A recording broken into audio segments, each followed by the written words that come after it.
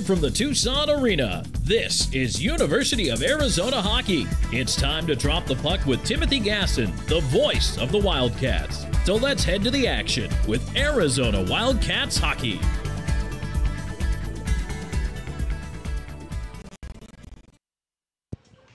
Welcome to the Tucson Arena, where the number 9 Arizona Wildcats will take on the number 14 Oklahoma Sooners. Hi, everybody. I'm Timothy Gasson, and along with my broadcast partner, Jackson Peters, we will bring you the action for tonight's game. And, Jackson, this is a whale of a weekend for University of Arizona Wildcat Hockey. We've got the Western Collegiate Hockey League's best teams here. Arizona, of course, tied right now with Central Oklahoma, with Oklahoma just behind both of them. Well, the Sooners get their shot at the Arizona Wildcats here tonight. Now, the two teams have split their series so far this season, so this game will determine the season winner between these two teams.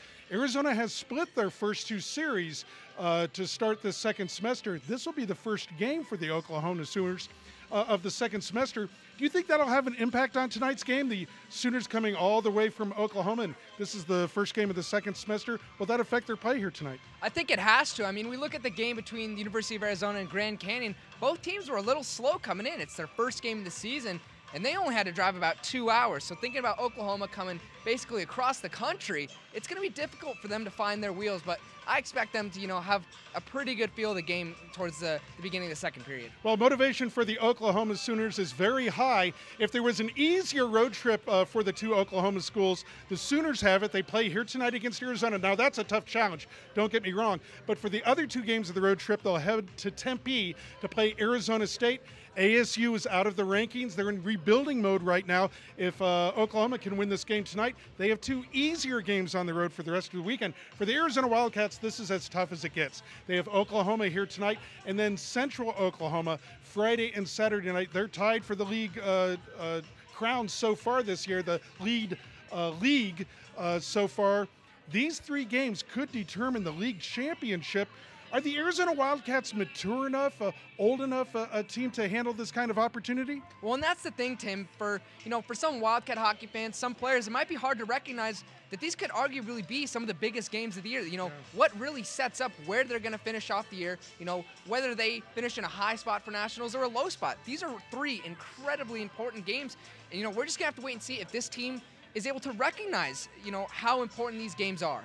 Well, Arizona has a great advantage in the second semester playing so many home games. They come into the game ranked number 9, 19-5 on the year. The Sooners ranked number 14, 12-7-1 on the year. And we kind of have two different styles of teams here, Jackson. The Wildcats have some high-scoring players, highly skilled team, excellent goaltender. Oklahoma does not have a lot of scoring punch in its lineup, at least shown by the statistics. How do the two teams' styles match up? Yeah, so if you look at some of the recent scores from Oklahoma games, most games are usually only 1 or 2 goal games. They're fighting in every game. So I expect them to really try and shut down some of the top scorers for the Cats, being Cusinelli and Bailey Marshall. So I think this is going to be a huge game where the secondary scoring of the Cats really needs to show up. They need to get pucks on net and get rebounds. I don't expect this Oklahoma team to allow players like Cusinelli to just walk into the slot and take a good shot. Well, let's talk about that. Arizona's best players have been their best players in these first two series of the second semester. Bailey Marshall, Anthony Cusinelli, they've bailed out the Cats in the 2 wins so far this semester. As you said, up and down the roster for Arizona. Now we have to start to collect some more goals in the second semester. Yeah, it's go time. That's the easiest way to say it, and it's go time for everybody on this team. Every single guy on this team needs to show up to every game ready to score. And, for some guys, we look at players like Sahil Ahuja.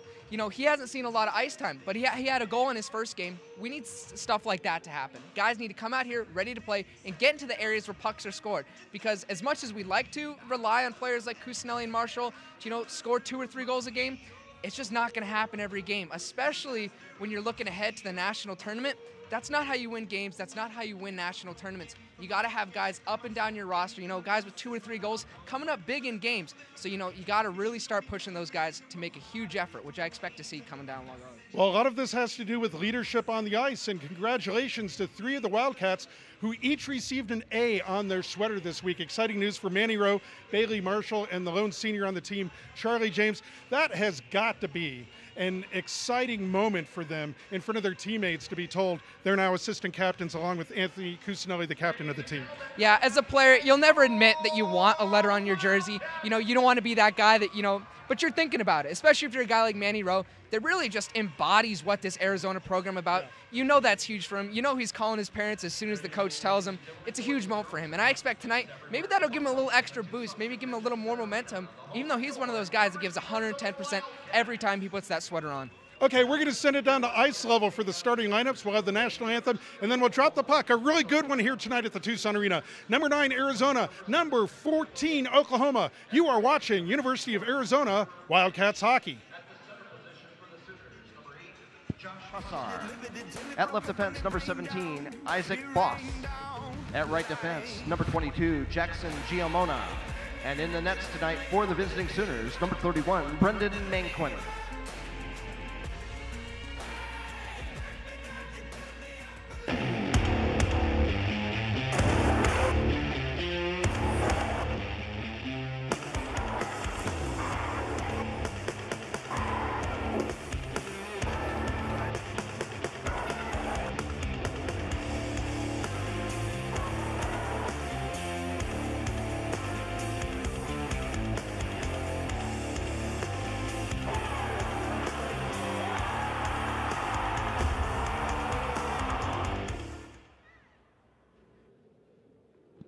Ladies and gentlemen, here's the starting lineup for your Arizona Wildcats. Starting at left wing, number 15, Anthony Cusinelli. At right wing, number 18, Ethan Stallhuth. At the center position for your Cats, number 11, Bailey Marshall. At left defense, number 24, Keelan Olnick.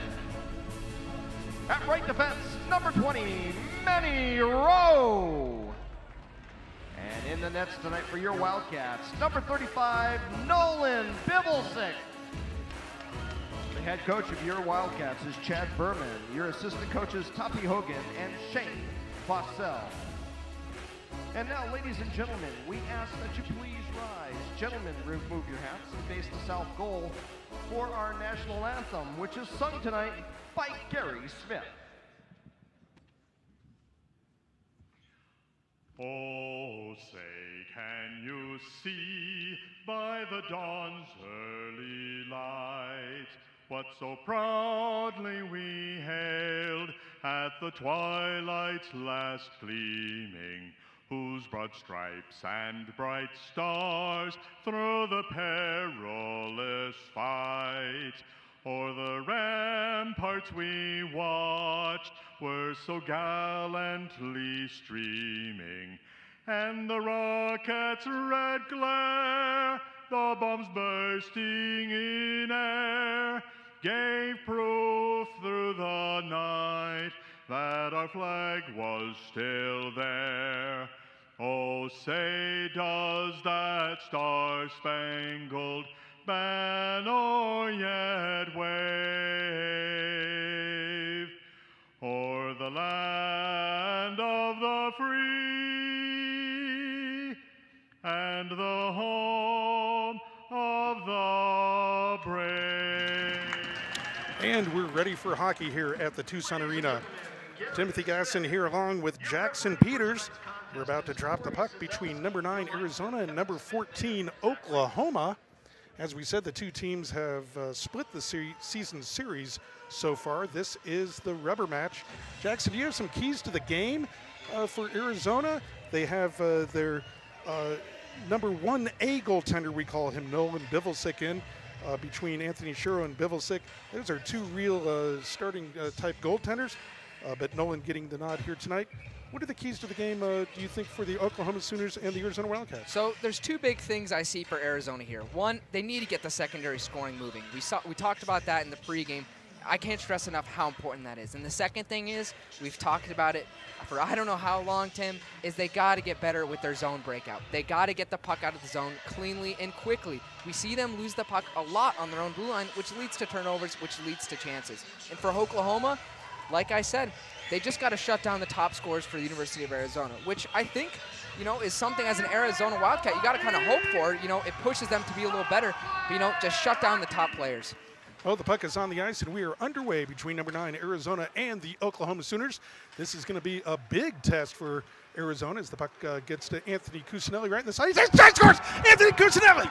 Anthony Cusinelli with the puck on his stick. And in the first minute, the first 14 seconds, the first shot on goal, Anthony Cusinelli puts Arizona up 1-0. Amazing! Now, this happened against UNLV in one of the games last weekend. Arizona was not able to actually capitalize on that kind of momentum, but still, for Anthony Cusinelli, one of your best players, to get his first shot on goal, he drifted to the left, picked his spot, and then bury it.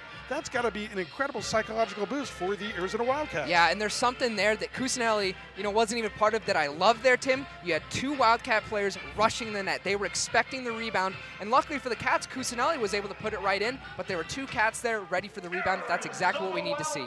Oh, give it to number 15, Anthony Cusinelli.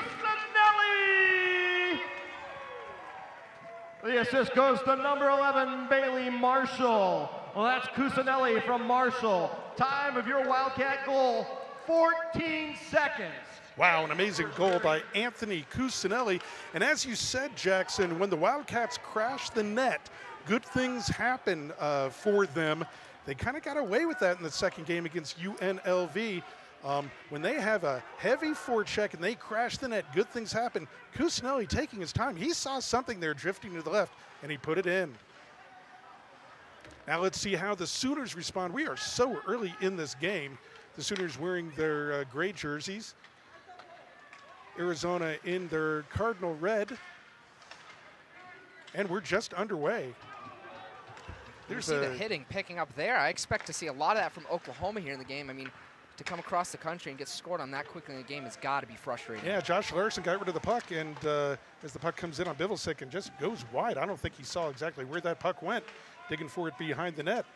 Josh Larson got planted there after he got rid of the puck. If that's just a second later, that might be an interference call, but play continues on. Oklahoma now responding with some offensive zone time as they get the puck wide of the net, now to the near side boards. That's Paulo de Sousa digging for it there. It comes out to a Cat. That's Josh Larson coming up ice. I think he's near the end of a shift, though. He's just going to try to get it deep. Waits for the Cats to come in, and I think the puck went out of play. So we'll have a face-off. We're just a minute 57 seconds into this game. I can't tell you what an emotional boost for the Arizona Wildcats that is to go up with an early lead. They were given everything and more that they could handle from UNLV. Split with them last week. Now, UNLV I thought would be a top 10 team, and they are this week. They're ranked number 8 and played very well. I think they're going to go deep in the tournament, but Arizona thought that they lost an opportunity there to sweep UNLV and solidify their position in the top 10. Well, guess what? We're back in league play now. These games are really for real. Now, those were for computer rankings and bragging rights in the West against UNLV, and they'll get to play 2 more games as the puck goes off the blocker of Nolan Bivelsick and up the near side, and now out to center ice. Oh, it could have been a 2-on-1 for Arizona, but it popped over a stick there. Chris Westland sends it down into the Oklahoma zone. Now that we're in WCHL play, these games are really for real. It's not only for rankings, but it's for the league lead. Every goal for and against, every game now that Arizona plays for the rest of this semester in league play, just so important. Can Arizona handle that kind of pressure on their shoulders? And the big thing about that, Tim, is if you finish first in your division, you're automatically getting a bid to nationals, which I think Arizona, that's their safest bet to, ensure that they get a good spot at nationals. And the big key there is they have to play every opponent in this division like it's the best team in that division. And that's something we've seen that Arizona plays to the level of their opponent, but they need to play every team in the division like it's the best team. Well, there was some thought amongst some observers that, gee, would Arizona look past the Oklahoma Sooners here tonight, getting ready for Central Oklahoma? And I guarantee you that is not the case, because Arizona didn't look past UNLV, but they didn't sweep them. Arizona can't take anyone lightly. This is a good Sooner team. As you said, they're in almost every single game they play. They're in second place of the WCHL. And with this road trip, they could vault right back into first place of the league as well. So I don't think Arizona taking their opponents here lightly at all, as we're just 3.5 minutes into this first period. Arizona with that all-important early 1-0 lead. But similar to UNLV, that really hasn't turned into overwhelming momentum here for Arizona here in the first period. No, it hasn't. That was a bad defensive breakdown by Oklahoma that led to that goal, and I think they're just going to stay a little bit sharper from here on out. Keelan Ulnick gets the puck down deep, goes by Cusinelli. There's Matthew Hull, one of the talented freshmen for Arizona, trying to keep it in, but it comes out to center ice. Oklahoma tries to regroup. That's Scott Joy over the line with the puck, but it comes back and it stays in. Cameron Brown was able to send it down all the way around to the far side, where DeSouza sends it around. Deflects to the near side. And the Sooners go for a partial change there. And the puck comes out to center ice. Now Arizona, Cusinelli to the bench. They'll go for a partial change as well. Play continues on. We're 4 minutes and 40 seconds into this contest. Now evenly contested between Oklahoma and Arizona, but Arizona with that all-important early first goal on home ice. I think these Wildcats, I'm going to guess there's been a lot of preaching this week about how you played almost the entire first semester on the road in order to have this home ice against league opponents. In the second semester, you have to take advantage of it, as we have a whistle and an offside here just 5 minutes and 12 seconds into the first period. Yeah, and like I said, Tim, these are arguably the biggest games that the Wildcats have played all year, and they know that. They've been waiting all year for, these big games at home. They play a big game here tonight, they win, they get to go home and sleep in their own bed. They don't have to sleep in a hotel bed. They're here for the next month. They're here all of January. They got to make it count. They got to make it count against Oklahoma and Central Oklahoma and all of their division opponents. No penalties so far in this game, and that's another key for the Arizona Wildcats. You had two really good keys, Jackson, about secondary scoring. But also, Arizona has to stay out of the penalty box. Oftentimes when we see them go to the box once, we see it a couple more times. So they need to keep under control, only take good penalties. Yeah, I've asked the guys, this is one of the best venues in all of college hockey at any level. But I asked the guys, what is so attractive about the penalty box? You guys all want to seem to be in there and all at once. And of course, they do not want to be in the box. And Arizona needs to stay out of the box here because, as you said, it can be an epidemic, and they're prone sometimes to taking a few penalties that you would like to avoid. But so far, no penalties in this game so far. And one thing the Cats are doing right now that I'm just loving is they're getting pucks high and hard off the glass. We didn't see that a lot throughout the first semester, but when they get the puck, they make sure it gets out of the zone. Not necessarily to a guy, but they're getting it out, so Oklahoma has to reset. Sooners with some speed coming back over the line.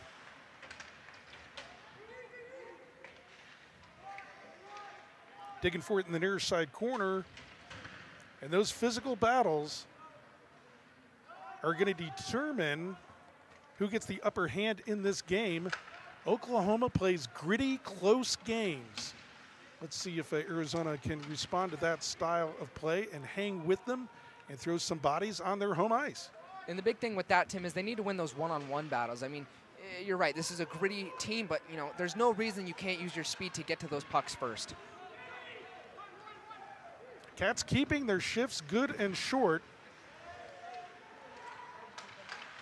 There's a shot and a goal that beat Nolan Bivelsick, and you can see Scott Joy had a little bit of, he had a cat in front of him, Keelan Ulnick, but he just beat him to the far side, beat Bivelsick to the far side, and we're all tied up 1-1. You could kind of feel that coming. And unfortunately, Tim, that's a case of puck watching. It looked like all three Wildcats that were, supposed to be, looking for guys that were open in the slot, they were just kind of watching the puck carrier.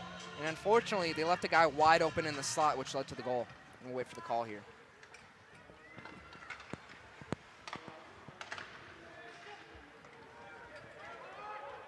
Oklahoma goal scored by number 12, Scott Joy. Give the assist to number 18, Clayton Brown. That's Joy from Brown. Time of the Sooners goal, 7 minutes, 23 seconds in the first period. Well, and you can't give opposing players that kind of puck possession where they can have the time to pick exactly where they want that shot to go. That was kind of similar to Anthony Cusinelli's goal, in that Joy had the time there to use a defender as a screen and go to the far side post. And we're all tied up 1-1. This has been an evenly played game in the first period. We're just 7 minutes and 50 seconds in. You'd think the feeling out process is over now. It looks like two evenly matched teams. Yeah, and I expected Oklahoma to come out a little slower, this being their first game of the semester. But this is more of what I expected from them in the third period.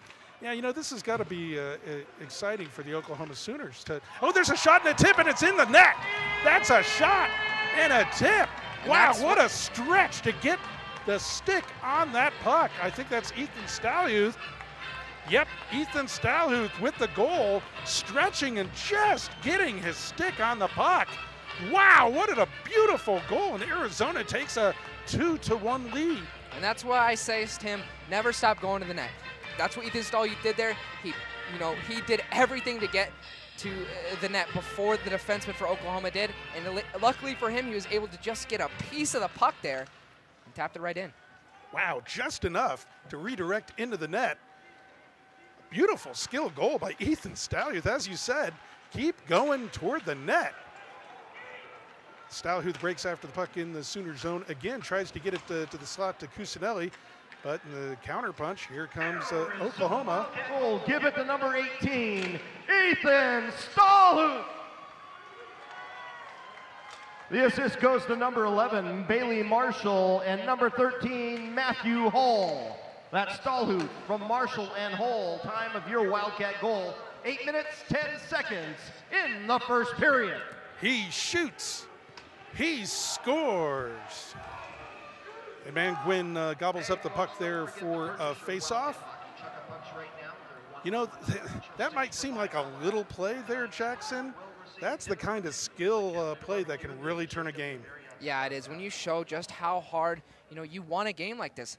Ethan Stalhuth, he didn't stop taking a stride. He made sure he got every stride possible in there so he could get as good of a scoring opportunity as he could. And, it didn't look like it was going to be a very good one, but that shows what happens. When you don't stop working hard, good things happen.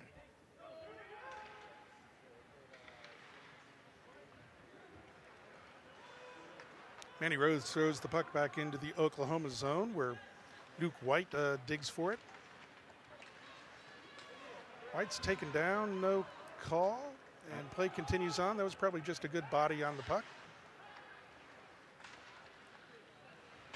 Here's that Cats forecheck that we said, when they work hard on their forecheck, good things happen, and they have to help their defense with a good, heavy forecheck here. This is a good example of it.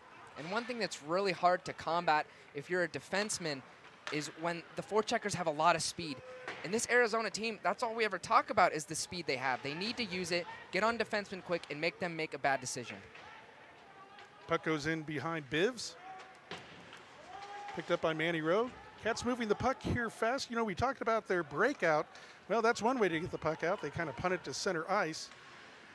There's the Cats are going to be offside. No offside? As there's a shot and another shot by Keelan Olnick. I thought the Cat was trapped inside the zone there. I think that was just barely onside. That was a nice skill effort by the Wildcats. But that's exactly, why you can't give turnovers on that blue line. Luckily for Oklahoma, they didn't get scored on, but that's the kind of chance you don't want to give another team, especially when your forwards are expecting the puck to go the other way. Yeah, and that's Arizona using their speed to their advantage, and they do have a 1-goal lead. We're halfway home in the first period. 10 minutes to go, 10 minutes gone. Arizona with a 2-1 lead on two beautiful skill goals.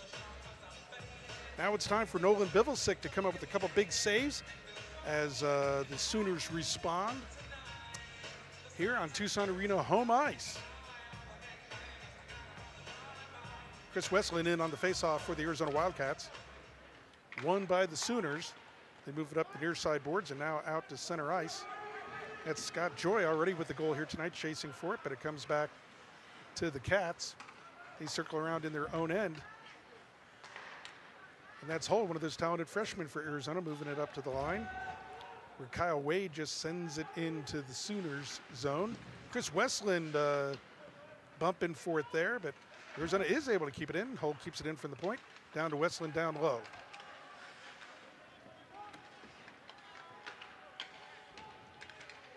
Arizona doing a good job of battling for this puck here, but Oklahoma comes away with it. Moving it up 2-on-2.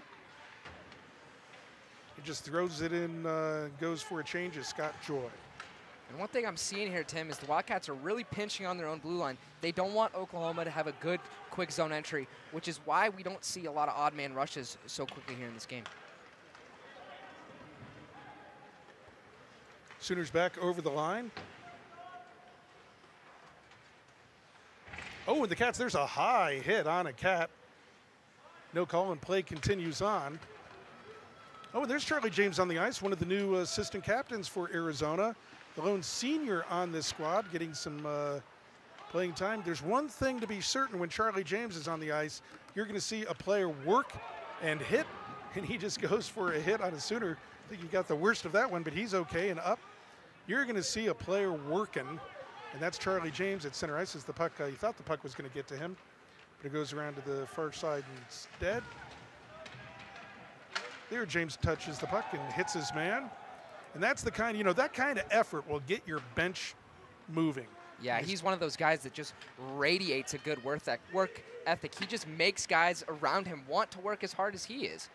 Charlie James knows what his game is, too. He knows what he can and can't do and gives you every little bit of what he's got. As Oklahoma comes in, and there's a shot and a nice glove save by Nolan Bivilsek.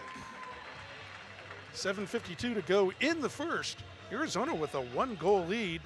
Like last weekend, Jackson, we expected a well-played hockey game with UNLV, very talented team. I'm impressed so far with these Oklahoma Sooners as well. Yeah, we expected UNLV to be a good team because, well, they are a good team. This Oklahoma team is good as well. But, they've got a lot on the line here. If they, don't get some points this weekend, they're going to have a hard time making it, hopefully in the national tournament for them. They're ranked 14th right now, but they could drop if they don't start stringing together some wins. Well, yeah, when you're ranked number 14, you're in that nebulous area. There are some auto bids in the national tournament. So you want to get, and there's a goaltender interference as an Oklahoma player took down Nolan Bivilsek.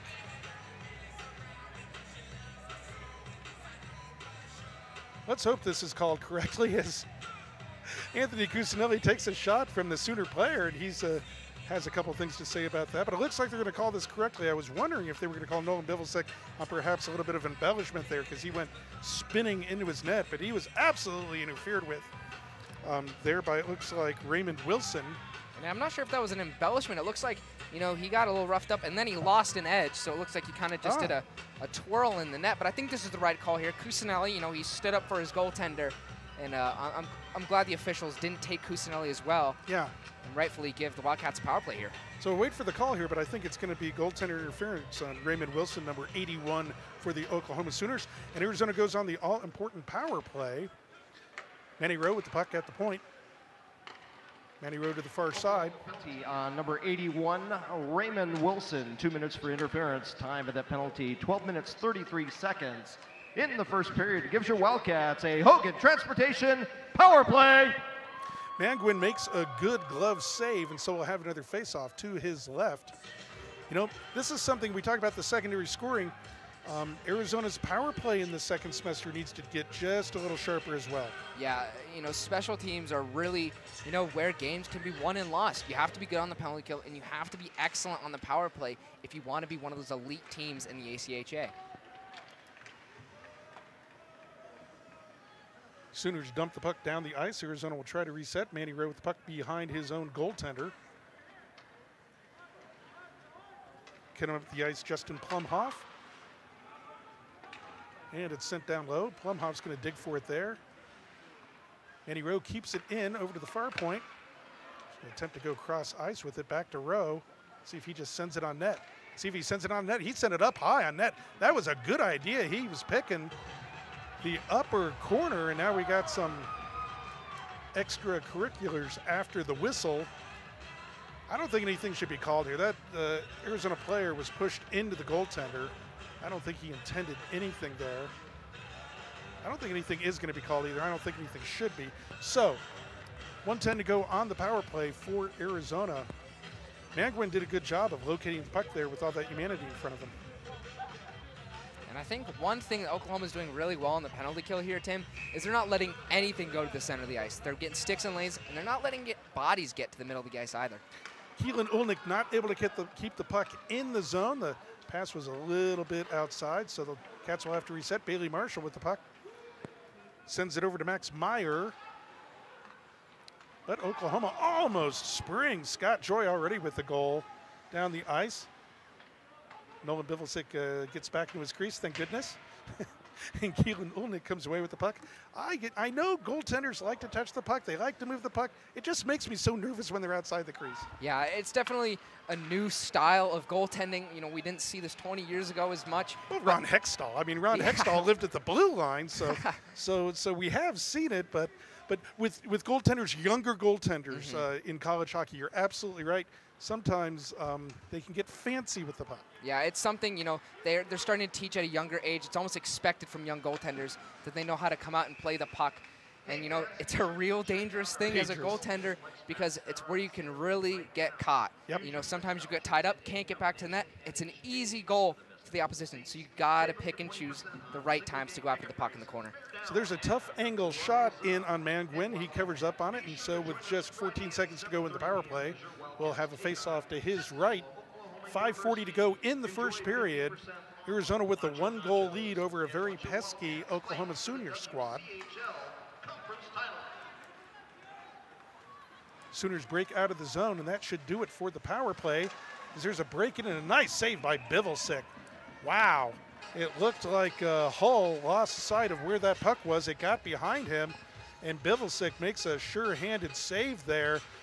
Mark that one down. That's the kind of save that you need to have in a close game like this. Yeah, especially when your defenseman loses control of the puck there. He wasn't really sure where it was. Snuck past him. You know, that's where you need a goaltender to bail you out. And Nolan Bivelsick did that right there. And you know, you can't rely on a goaltender, but you know, when you can expect him to make saves like that, when you make a mistake, it's a huge, you know, weight off your back. Yeah, it's a great advantage for Arizona.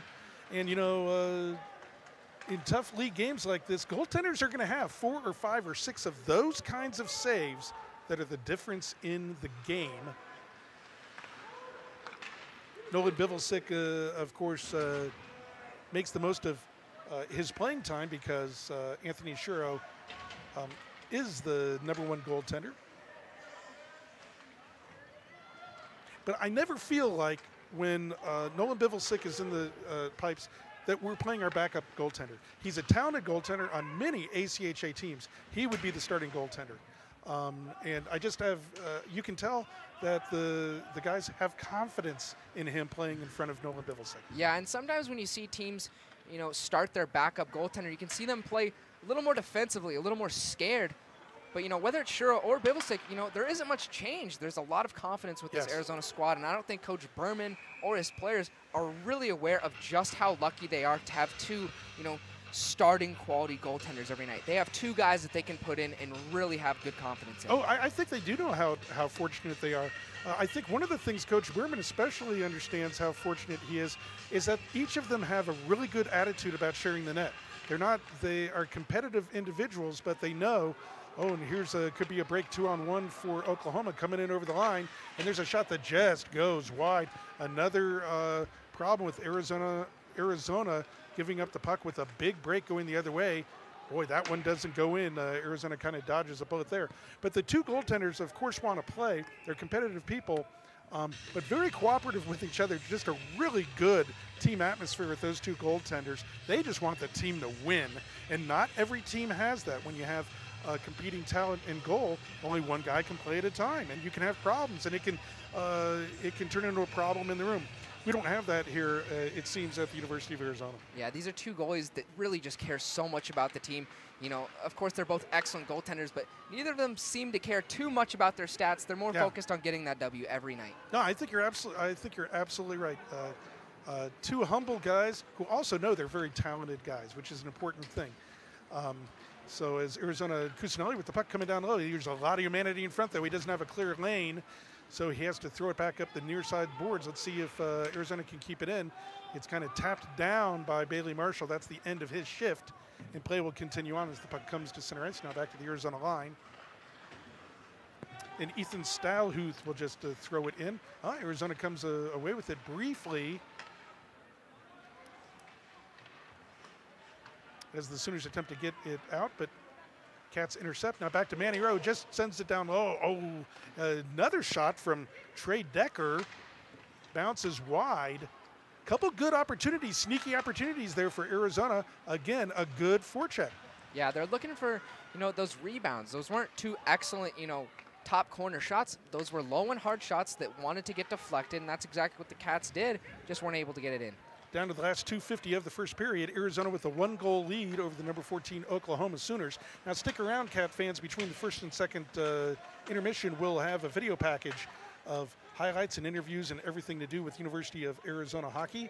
That's our video package in between the first and second period, but we still have 2:30 to go before that as Arizona tries to break out and sends it right up the slot. Let's see if Arizona can recover from this. Josh Larson backhanding the puck. Does he get it out? No, it stays in. Oklahoma doing a good job here with some attack zone time. As the puck is right in the slot. Bivelsick goes for it. And he snaps that puck up. Good job there by Nolan Bivelsick to get out of his crease there and freeze that puck. So 2:50 to go in the first. Arizona still with a 1-goal lead. Yeah, that's really good awareness by Bivelsick there to recognize that, his defenseman didn't know where the puck is, so he had to make that little jump out of the crease to cover the puck. It's definitely a gutsy move, but I think he knows what he's capable of, and he was able to get the stoppage of play there. Cats win the faceoff, but don't get the puck out of the zone immediately. Now Hull for it behind his own goaltender. Sends it out and gives it away to a Sooner. Bad giveaway in the defensive zone by Hull. See if the Cats can recover. So Oklahoma tries to move it into a scoring position. Hull backhands it now to a Cat. And fourth or fifth time's the charm, I guess. Arizona does get out, and they're not offside. Chris Westland with a nice riser to the far side. But Manguin held his space and made a good save. Play continues on, and the Sooners were going to pick it up. There's Dawson Marshall, brother of Bailey Marshall, making a save. Here's a puck that Cam Armstrong kind of was handcuffed with, couldn't quite get a handle on it. Turned into a scoring opportunity for Oklahoma there. Wow, some Rolaids kind of moments there for the Arizona Wildcats as they break in. There's a shot that goes wide. Again, another great opportunity for Oklahoma. 1 minute to go in the period. Arizona dodging a couple bullets here late in this period. Charlie James back on the ice, one of the new assistant captains for the Arizona Wildcats. The lone senior on this team. Congratulations, Charlie James, one of the hardest working college players that you can want to know as the puck comes in from a tough angle in on Nolan Bivelsick. And he makes the save with 41.5 seconds to go in the first. And one thing I said earlier in the game, Tim, was that it looked like Oklahoma had, didn't really have a feeling out process. They kind of came out at full speed. But in the last few minutes here, I'm really seeing a lot of speed from Oklahoma, especially on the wall. They're getting the puck out of their zone so quickly. And I don't think Arizona defenders were really quite expecting it. So that's some good scoring chances. Yeah, Oklahoma has a good sense of urgency here. You travel all this way. You're playing in the big arena. The Oklahoma Sooners want to take advantage of this opportunity, and that's how they see it.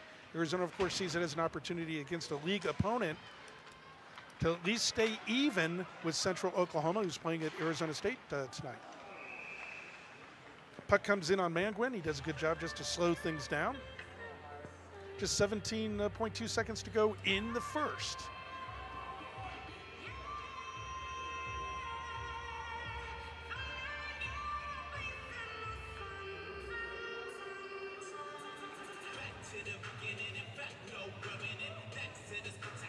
Sooner is thrown out of the circle. Bailey Marshall waiting for the puck as the lineman's having some problems with the Sooners here. but he drops it, and Oklahoma does win the faceoff, gets it out to center ice. Down to the last 10 seconds of the period. The Sooners are over the line and have a high riser that goes over the net. Last 2 seconds, can Arizona kill the period? They will. There's the end of the period. Got some pushing and shoving there with Keelan Ulnick. Oklahoma with 8, Arizona with 9. The score after 2 complete periods of play. So 8 shots on goal for the Sooners in the first, 9 for the U of A. And Arizona takes a 2-1 lead into the first intermission. Timothy Gasson here with Jackson Peters here at the Tucson Arena. A well-played period of hockey, a few kind of heartbeat moments though for the Arizona Wildcats as some pucks got away from them. They gave away a couple odd man chances, but Oklahoma only able to bury 1 goal. If you're Coach Berman in the Arizona locker room, what are you saying to your boys? I think the big thing he needs to emphasize here is defensive awareness. A lot of times I saw Arizona defenders, both forwards and defensemen, when they're in defensive zone, they're puck watching. They're not aware of the guys that are behind them. You know, you have to have your head on a swivel. You have to recognize who's where. You know, if guys are in scoring positions, you know, you need to get on them. You can't let the puck get to them. And I think the Cats are lucky. You know, there was only 1 goal scored by the Sooners there, because I think there were, you know, 3 or 4 good scoring chances just because, you know, the Arizona defenders weren't able to get on guys in open areas. Now, we're going to have a replay of our video package that we have in between the intermission. And what that means is you're going to miss something interesting here in the Tucson Arena. We're told that someone is going to ask someone else to marry them here in the stands here of the TCC, and they're going to show it on the arena video feed. We'll see if we're back in time for that before the beginning of the second period. I guess, you know, you want to do that early in a game, Jackson, because in case your partner says no, you don't have to wait for the rest of the game to know whether or not they're going to marry you. So that should be an exciting moment here, and we'll get to that in just a little bit. But after 1 period of play, it's the Arizona Wildcats 2, the Oklahoma Sooners 1. You are watching University of Arizona Wildcat Hockey. Wildcat Hockey is back home. Save up to 20% with UofA Hockey's new FlexPack options, with access of up to 12 UofA games this season. Your Arizona Wildcats. Don't miss out. FlexPack tickets are available at TCC box office or call in 791-4101. That's 791-4101. Supporting a UofA hockey team just got easier with our new FlexPack ticket plans. For more information, please visit ArizonaWildcatHockey.org. All right, welcome into the Sunday special. We are talking Arizona hockey. We're talking clawing their way back to the top. We've got senior Charlie James with me. And Charlie, first of all, welcome in. Thank you. Appreciate you having me. It's really nice to be down here in Tucson again, and it's nice to be talking about a team that you've seen over the last 4 years, have a few ups and downs, and now you're on the upside of it. 8-1-0. I got that right, Coach. 8-1-0. And you've had a week now to kind of get your bearings about it after being on the road for a little while. So first of all, talk a little bit about this season and where you guys are at. We're obviously off to a really strong start here. Not having limited in practice kind of made things a little tough for us at the beginning, but we're really confident with what we have in the locker room. So we've been off to a good start, and we're confident with what we have going forward. So you guys are off to a great start, as you mentioned, but let's talk a little bit about this season and how it's different from your past seasons here. What's been different? What's gotten you guys off to that great start? I think our fourth line can carry as much weight as our first line, and that's what it's going to take to take us to the national championship. So I think that's our depth is the biggest factor that's been carrying us this far so far. You guys have talked a lot about not only wanting to get to the tournament again, but to win the tournament, right? This is all about a winning tradition, about bringing Arizona hockey back on top. Exactly. So tell me a little bit about what it's going to take to get there. It's going to take hard work every single day. We've got 30 guys that want to come to the locker room every single day to the rink and work hard every single day. And if we do that, it's going to create competition within our own team, and that's what it's going to take to win, to be competitive every single day. Talk to me a little bit about Arizona hockey and what it really means to you. You decided to come here for a reason. What was that reason? What brought you to Arizona? I've lived in Arizona my whole entire life. This is an amazing school with an amazing program, and I don't think there's anywhere else better to play in the ACHA. I think we have one of the best programs, and every opportunity you could want is here, so that's why I came. So you get to play at home. Obviously, you've seen these fans growing up, right? You've had a chance to witness what it's like to play before a packed house. You've had a chance to see rivalry games with Arizona State and things like that. So, sure, absolutely. So, year by year, what's it been like for you? Year by year, it gets better and better. As we get better, more fans want to come and watch a winning team. So every single year, the fans get more and more into it, and I think this year they're most excited, obviously, because we have a great team, and I think they're really excited for the home stretch we have here. So when I say Arizona hockey climbed their way back to the top, I don't know if you remember the glory days of years ago, but you went through some lean times, and now you get a chance to go. I know last year you had a chance to see that number 16 go up to the rafters. And how much would it mean to bring that national championship back here? That's everything. That's what we come here every single day to do, is that we want that national championship, and if we don't get that, then in reality we don't have anything. So that's the only goal here, and that's what we want. So as we talk Arizona hockey, we talk, and I hate to use the word club, Coach hates me to use the word club, but it's club hockey and it's dedication, right? I mean, you got to pay to be in this program. 100%, yep. You got to be a student athlete. Yep. You got to do some bus rides. You got to do some plane rides. Give us a little perspective from a guy that's been here for 4 years, what that's been like to travel, to go through the ups and downs, to have broken down buses, to be in a bus accident. Give us a little bit of insight. It's not easy. It's a lot of work. It takes up a lot of your time. But when you have 20 other guys in the locker room that want to win and want to be there with you, it makes it a whole lot easier. So, and that's definitely what we have this year. So it's a blast. No matter where we are, what we're doing, it's always fun to be with the guys, and that's why we have a winning culture. So you just came off of a second week on the road where you played 3 games in 3 nights. What's that like as a player? By game 3, it's not easy to walk. It's a lot of skating in a short amount of time, but we've got a deep team, so if we all just keep working hard, we can do it. We can grind out the weekends, and we can take the whole entire weekend home. So let's talk a little bit more in depth about that. Tell me a little bit about what it's like. You ride the bus for 20 hours, whatever it is. You get to a hotel. Got homework to do, may have a test to take. Sure. What's that like as a student-athlete hockey player? We hop on the bus, we find as many movies as we can, we lay there for about 20 hours, and once we get there, we try, get our legs going, maybe go for a team stretch, a jog, something like that, to kind of recuperate ourselves, and we try to get dialed in for the game. Obviously, if we have homework, we'll take care of that, we'll take our pregame naps, and then we just try to dial in for the night, try to forget about all the other factors like the bus ride, everything like that, the travel. We just want to focus on the task at hand. So Charlie, tell me a little bit about what it's like game day. Okay, right? You guys you come down here. Let's talk about a home game for example. You come down here, you know what you expect outside with the crowd. But what's your preparation like? I like to get a pregame skate in the morning, and then I usually like to get a big meal in after that, and then I'll go home, take a nap, and then usually get to the rink about 2.5 hours early.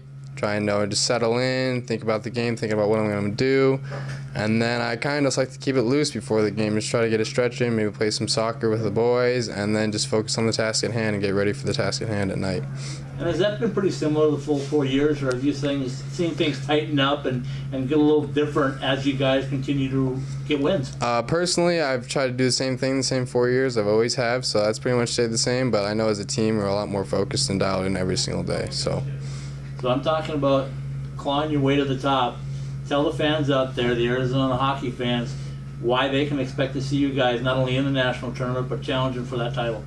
We've got, like I said, we've got 30 guys in the locker room that just want to win, and that's what it's going to take for us to go all the way in the national tournament. And I believe that we have 30 guys that can do what it takes to win a national championship. Charlie, appreciate your time. Good luck tonight, or good luck this weekend. When you're off, but you got the NHL alumni team coming in, right? Which will be a lot of fun. And very excited for that. Then the big series headed to Oklahoma, right? Yeah, that's the big one. Good luck then, and good luck the rest of the way. Appreciate it. Hey, hockey fans in the Desert Southwest. Ice Time Hockey Southwest is officially Bark approved.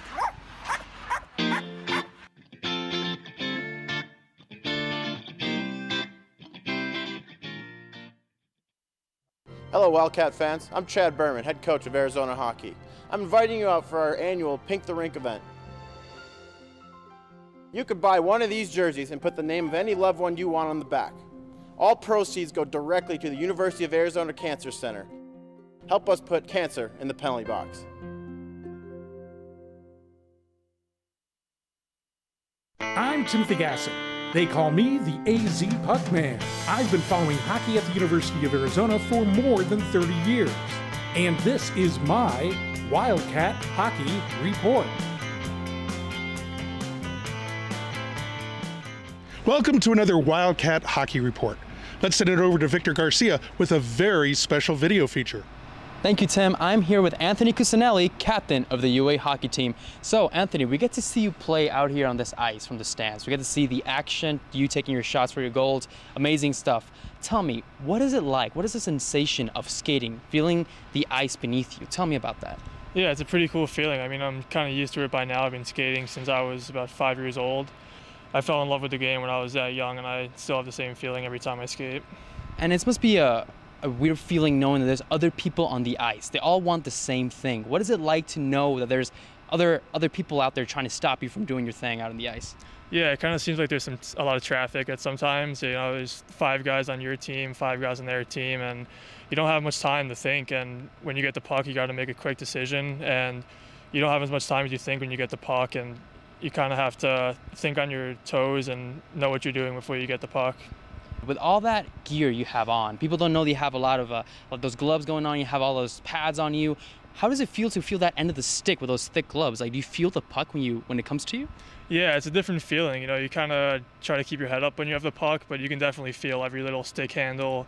Whenever you have the puck, you can feel it. When you're about to shoot, I can feel the momentum in my hands moving, and yeah, you don't really realize how much that goes into it, but I feel everything when I'm out there. You and a lot of other players take a lot of brutal punishment. What is it like to feel your face pressed against this gnarly glass? Yeah, it's not fun for sure. You kind of get introduced to it when you're younger. So I think I was about 12 when I started getting hit more often. And I mean, you kind of learn how to take a hit. You learn how to give hits the right way. And it's definitely not fun to get hit or be tackled in the ASU games especially. But you kind of get used to it, and it becomes just part of the game. Any occasion where you think this is like the worst time you've ever been tackled or taken down before? Yeah, in juniors I got a couple of sticks to the face, lost my tooth, and broke my nose last game, but it's all part of the game. What is the feeling of gliding on the ice? You feel like it looks like you're flying from the stands. What is that feeling of the speed, like pressing against your face, the wind going? Yeah, it's cool. I mean, you definitely feel the wind when you're skating fast, and hearing the fans and hearing the ice crack when you're taking your strides. It's definitely a cool feeling. So hockey is a very full contact, violent sport. Tell me, how does a hockey player get that fear out of their mind? Because you can't play out on this ice with fear in your mind. How do you get that out? Yeah, I think it's tough for sure. A lot of it's mental. It's a really big mental game. And when you're playing, you just got to try to control what you can control and put the fear in the back of your head, because you know you're going to get hit, you know you're going to get bumped. But as long as you can just focus on the game, you'll be fine. So Anthony, while you're skating out here, tell me the feeling of it when everything comes together, when you feel that you might take a shot and you might score. What is that feeling like? Yeah, I think there's certain times when you know you're going to score and when you know it's just a shot on net. But when I get the puck on my stick and I know it feels right and I know I have a good opportunity to score, it's an amazing feeling. And then especially when it turns out as planned and I score, it's an awesome feeling, especially here in front of our fans. Yes, and there's another one off the stick and in the net. Arizona takes a 4-0 lead. We've been speaking to Anthony Cusinelli, captain of the UofA Hockey team. That'll be it with the Wildcat Hockey Report. We'll see you on the ice at the Tucson Arena.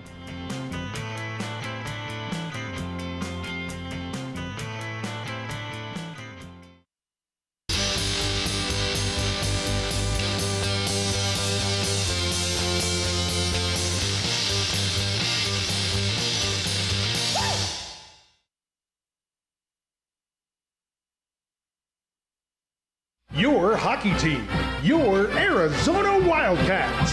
Tickets for Arizona hockey are now on sale. Your hockey team, your Arizona Wildcats. Call 791-4101 for tickets now. Welcome back to the Tucson Arena. I'm Timothy Gasson, along with my broadcast partner, Jackson Peters. We have one period in the books between the number 9 Arizona Wildcats and the number 14 Oklahoma Sooners, and Arizona enjoys a 2-1 lead over the Sooners now. A good period of hockey. Brendan Manquin playing very well in goal for the Sooners, as is Nolan Bivelsick in goal for Arizona. I think Arizona dodged a couple bullets there, though, defensively in the first period. How do they tighten that up, Jackson?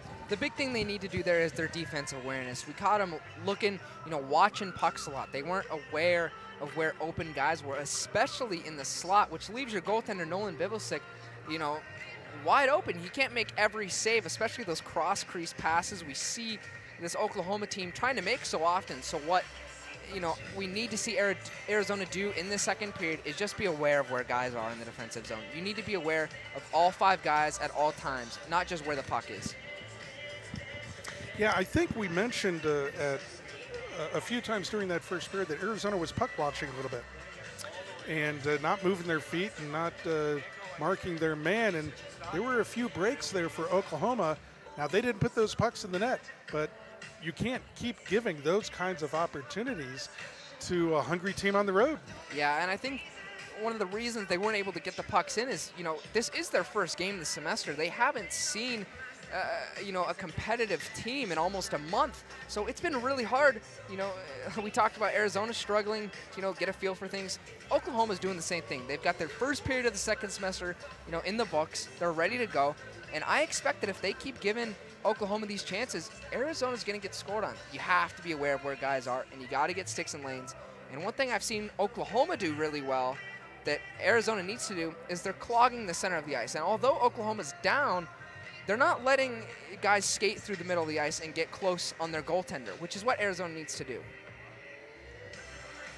Well, this is exactly the kind of game that Oklahoma excels at. Lower scoring, keeping it close, right? And it's just 2-1 with the 1-goal lead for Arizona after one period of play. And bringing up the fact that this is the first game of the second semester for Oklahoma, maybe they have to be pretty pleased with that first period. Yeah, especially you look at Arizona's first period. It's hard to come back off a break, and especially for Oklahoma, having another 2 weekends that Arizona was playing. Arizona's already played 4 games. Yeah. Oklahoma hasn't played any, so it's really hard to get into the swing of things. That's a little bit easier when you're playing a team that's had a similar break. But if you're Oklahoma here, you have to be a little bit intimidated. Arizona's arguably back in the swing of things, and Oklahoma's just trying to get a feel for what it's like to be back on the ice. Well, we talk about that semester break and just how difficult it is for teams to get their mojo back that they had at the end of the first semester.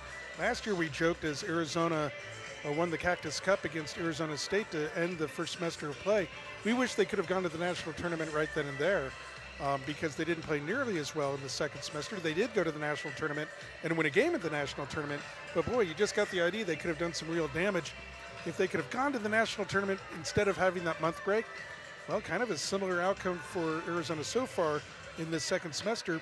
They don't look quite as sharp as they did as they were in the second half of that first semester, playing some of their best hockey and gathering their highest ranking in a generation here at the University of Arizona. They haven't put it all together yet. Well, there's no time like right now, the second period, at home with the 1-goal lead. Yeah, there's no better time to really, make a statement against a division opponent. You win this game. It really just, makes a statement to the league saying, hey, we're a serious team this year, and we want to make a run at the national tournament this year. Oklahoma and Arizona have now taken the ice. And we'll drop the puck shortly on the second period of play. Arizona with a 2-1 lead.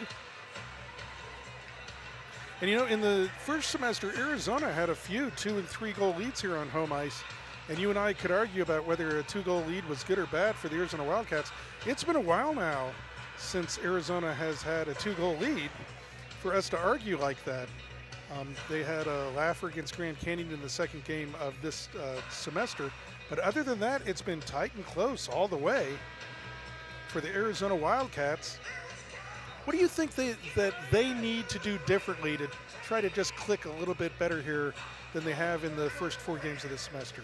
One thing I've seen is once they get, a 1 or 2 goal lead, it looks like they kind of slow down. They get off the puck a little and they don't do things as right as they do early in the game. They need to play every shift like it's a 0-0 game. That's, what makes an elite hockey team is to be able to play at a consistent high level of play. And if Arizona can do that, play every minute of the game like they play the first minute, I think they'll be a really successful team.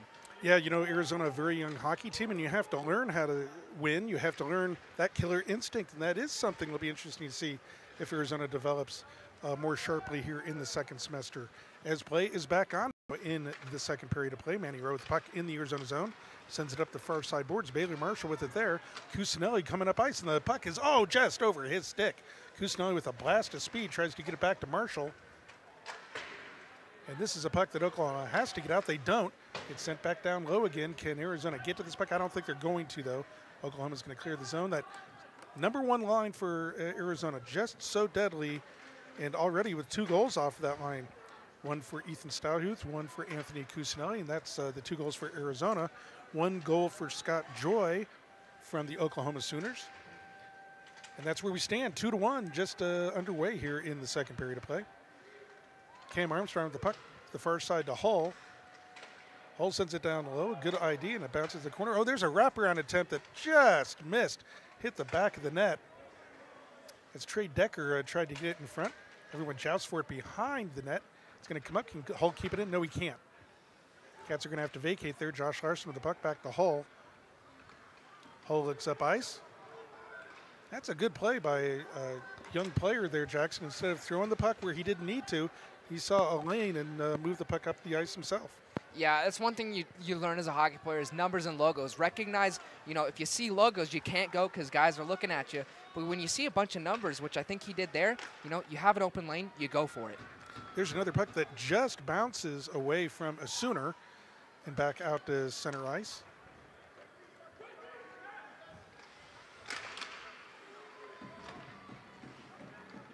Oklahoma keeps it in the offensive zone. There's Tyler Lazarek with the puck, but it comes to Cat. And Josh Larson throws it into the Sooner zone. Cats will go for a break. Oh, there's almost a home run pass there for a Sooner. We don't have a number 9 on our roster. We're going to have to see who that is. So Cat goes down, no call. That was Justin Dungy. He was expecting a call there, and you can't expect a call. If nothing's called, you got to get up and defend. As the Sooners pushing a Wildcat to the ice, let's see who's going to get a penalty here. And that's Justin Dungy again. He's just skating away. I think Oklahoma might be the only team going to the box here. We'll see if Dungy comes with him. I just saw the last half of that. Sometimes that's what the referees see as well. They just see the retaliation in the last half. I think Arizona's going to go on the power play here. And this will be a big power play opportunity. Neither of us really saw what happened there, but usually when we see a scrum like that, it's usually offsetting minors. But here, the Cats are going to get a power play, which I think is going to be a huge opportunity in this game if they can go up 2 goals right now. Michael Beam goes to the box for the Sooners, number 16. Now, Justin Dungy thought he was taken out earlier in that shift. Nothing was called. Number 16, Michael Beam, 2 minutes for roughing. Time of that penalty, 2 minutes, 31 seconds in the second period. There's a shot and a goal by Chris Westland. The puck was bouncing around in front of Manquin, and Westland found it, and once again, go to the net. Westland right there, the garbage man, picks up the garbage and takes it home, and Arizona on the board, 3-1 over the Sooners. It's exactly what you need, Tim. You need these guys crashing the net. Chris Westland, he was already waiting at the net, but when you have 3 guys rushing the net after a shot, good things will happen. And the Sooners, they just kind of collapsed there. They weren't aware what the puck is, what puck was. Manquin unable to get a grasp on the puck. The Cats able to bury it. I love those greasy goals, going down low. Chris Westland with good hands there found that puck kind of bouncing around and tucked it in between the pads of Manquin. Big power play goal for the Arizona Wildcats. They take a very important 3-1 lead here on home ice. But guess what? Sometimes the Cats can't live with prosperity and they go right into the box. Max Meyer going into the box. I didn't see the play. We'll wait for the call. But here's the opportunity for the Oklahoma Sooners to get right back into this game. Yeah, and that's one of those penalties, just unfortunate. He got a stick on the player, accidentally tripped him, but it's a call you got to make. Goal, give it to number 12, Chris Westland. The assist goes to number 15, Anthony Cusinelli, and number 11, Bailey Marshall. That's Westland from Cusinelli and Marshall. Time of your Wildcat power play goal, 2 minutes, 40 seconds in the second period. He shoots. He scores. Oklahoma on the power play, however. 1:20 to go on the man advantage. 27, Max Meyer, 2 minutes for tripping. Time of that penalty, 2 minutes, 46 seconds in the second period. So Meyer, 2 minutes for tripping. There's a puck that got away from Nolan Bivelsik. I think he thought he saw it, and luckily that did not bounce off his glove into the net for the Arizona Wildcats. Sooners send a good shot in from the point, and luckily it bounces away again for the Wildcats, and Arizona's able to send the puck down the ice. 55 seconds to go in the power play for the Sooners. Arizona now with that 2-goal lead, and I'm not going to argue with you. No, not just a minute. I am going to argue with you. You believe, Jackson, the 2-goal lead is a dangerous lead, and I'm happy to have that 2-goal lead. Yeah, absolutely, but it's not the lead itself that's dangerous. It's the mindset that sometimes it gives you. It makes you feel sometimes that you've won the game already, and that just isn't the case. A 2-goal lead, not even halfway through a game, is definitely a lead you can come back from. Nice kick save there by Nolan Bivelsik. And you know what? Yeah, we've had this argument before, Jackson, and actually you've won this argument several times before. As you said, it's not about the number of goals on the scoreboard. It's the attitude of players thinking they've had the game won when they have a 2-goal lead, of course. Arizona with that 2-goal lead now, however, they've almost defeated this power play opportunity down to just 1 second. There you go. Now Max Meyer comes out of the box and comes away with the puck. Stripped the puck, tried to headman it, but it comes back the other way. So Oklahoma does not cash in on its opportunity. We remain 3-1 Arizona. We're now 5 minutes into the second period. So important for Arizona to score early in that period, and they did. As now they poke the puck into the zone, and that was a good play by Manquin to poke that puck away as Arizona's going for a backdoor play there. Manny Rowe needs to move his feet. He does get the puck out of the zone. We have him delayed offside. Sooners have to clear the zone. They do, and now here comes Manny Rowe. Boy, really jumping into the play. Manny Rowe, defenseman, behind the net as the puck comes out in front. Now Manny Rowe's got to skate. As the puck goes in wide in the far corner. That's Jeff O'Day with it for the Sooners. Sends it behind the net. And there's Manny Rowe. Digging for it. A little bit of energy, a little bit of jump for the Arizona Wildcats after that goal, Jackson. Yeah, a goal like that early in a period really gives your team a little extra energy, especially a power play goal. It's just one of those momentum builders, and hopefully they can build on it. Cam Armstrong digging for the puck there for Arizona.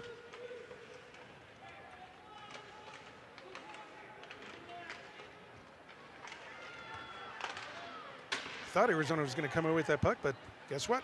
The Sooners kept it in, but now it comes out to center ice and all the way down. No ice here as the puck comes in besides the Oklahoma goaltender behind Manquin.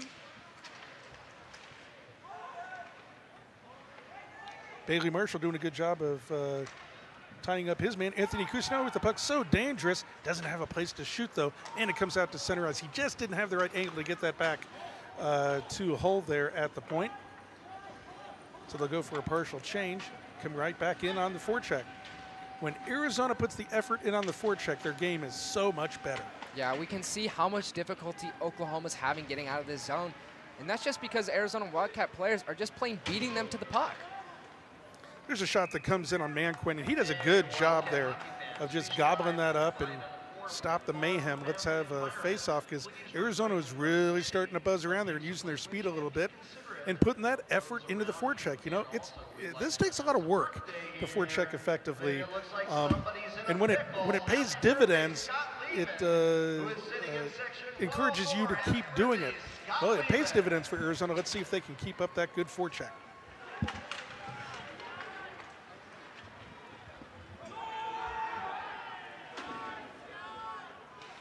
The puck comes right into the crease dangerously. Now Oklahoma trying to counter with some speed. They know this is an integral part of this game now. Down by 2 on the road. We're 7.5 minutes into the second period, but Arizona picks up the puck. That's Josh Larson with some good speed. Throws it in front. That's a really good idea, but The Sooners found it, got out of harm's way. There's a long pass to Arizona, poked away, and Arizona sends it right back into the zone. Now this is interesting. Arizona's really trying to turn the temperature up here a little bit. As the Cats come away with the puck, they were kind of hooked off the puck there. As Manquin makes a save and it bounces off to the near side boards. You can tell this is an important part of this game. As the shot just goes wide there, another good scoring opportunity for the Sooners. They have had opportunities in this game, Jackson. They have, and lately they've been really quick rushes. We've seen Arizona have a lot of offensive zone time, halfway through the second period. But Oklahoma, when they can finally get the puck out, they come out with speed, and usually it leads to a good chance. I think Arizona trying to speed this game up a little bit.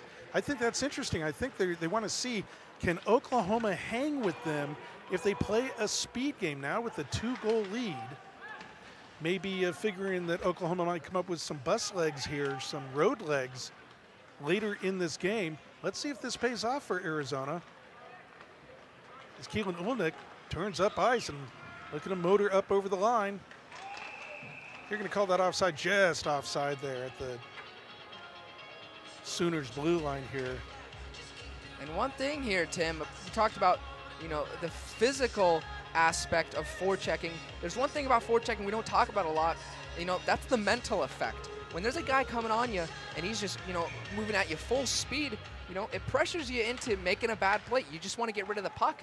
And the more the Cats, put pressure on quickly, the harder it is for an Oklahoma player to get his head up and make sure he makes the right play instead of just throwing the puck away.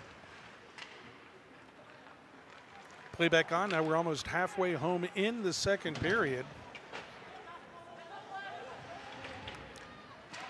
10:30 to go in the second. Oklahoma trying to punch back now at the Arizona Wildcats, down by 2 goals. And they're getting their opportunities.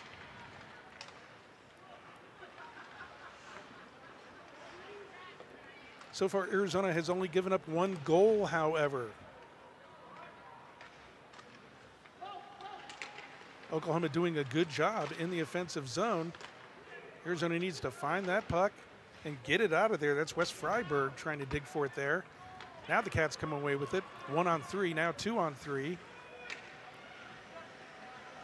It's Ethan Stouhuth already with the goal here tonight, digging for Arizona.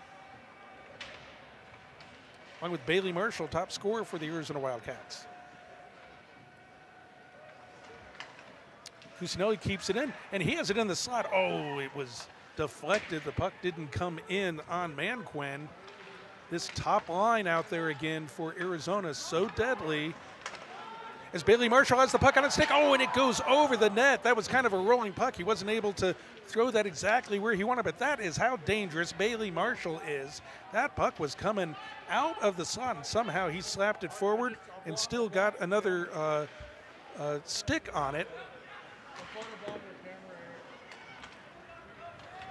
As play continues on, 9:04 to go in the second period.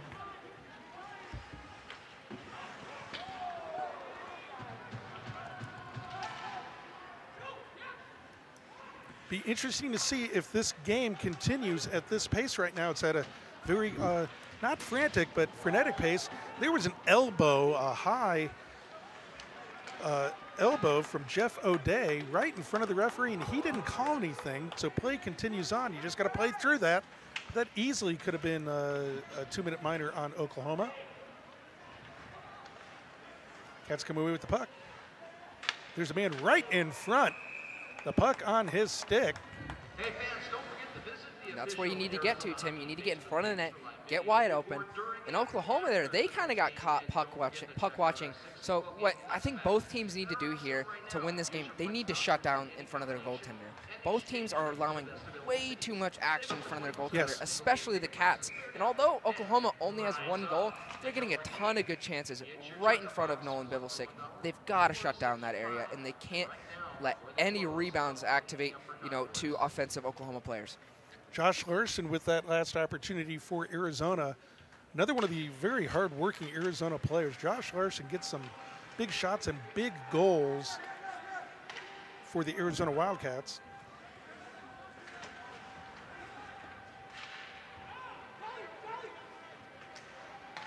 As Oklahoma comes right back. Cameron Brown with the puck, sending it in down deep. Digging for it there is Charles Jolie.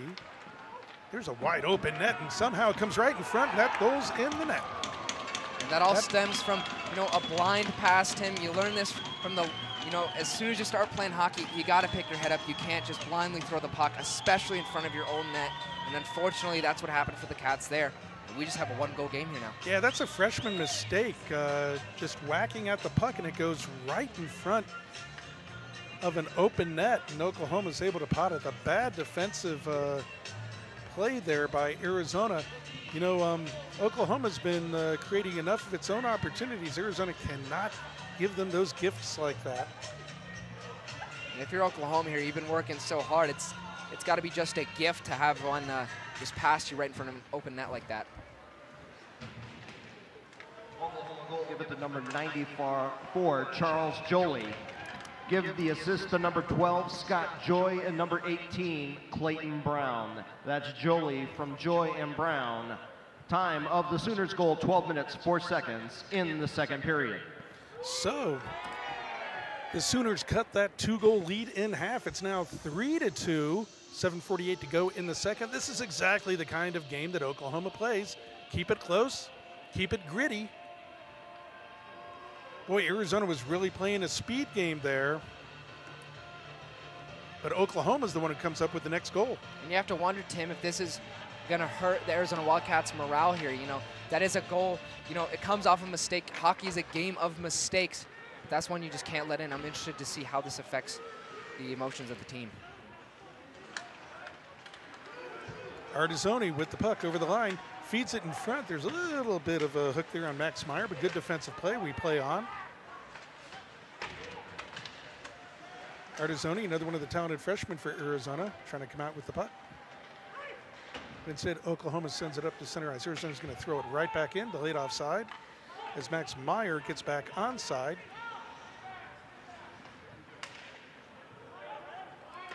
No ice here, as the Cats pick up the puck behind their own net. Justin Dungy with the puck. Sends it past Dawson Marshall. And this will be an ice on the Arizona Wildcats. 7:02 to go in the second period. Arizona with a 1-goal lead. This is exactly, I suppose, the kind of game we were expecting here, Jackson. Yeah, especially when you consider that Oklahoma is a team that likes to just claw their way into wins. This is a team that sticks around. They don't give up on games. Like I said, a 2-goal lead. Oklahoma thinks they can come back from that. They're halfway there. This is a team that likes to fight through a full 60 minutes. It's a little bit of jawing and pushing from an Oklahoma player. Oh, there's a stick right on an Arizona player. How can the referee look at that and not call something? That was a stick right on the knee of an Arizona player.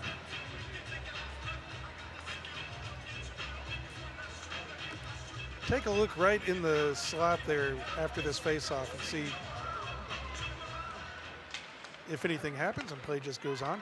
Again, we don't have a number 9 on our roster, and we have to find out who that is, because that Sooner is involved in a lot of the play here.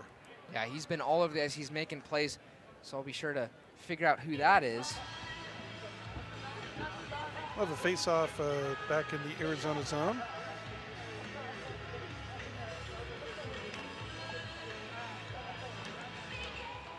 Arizona nursing that 1-goal lead now.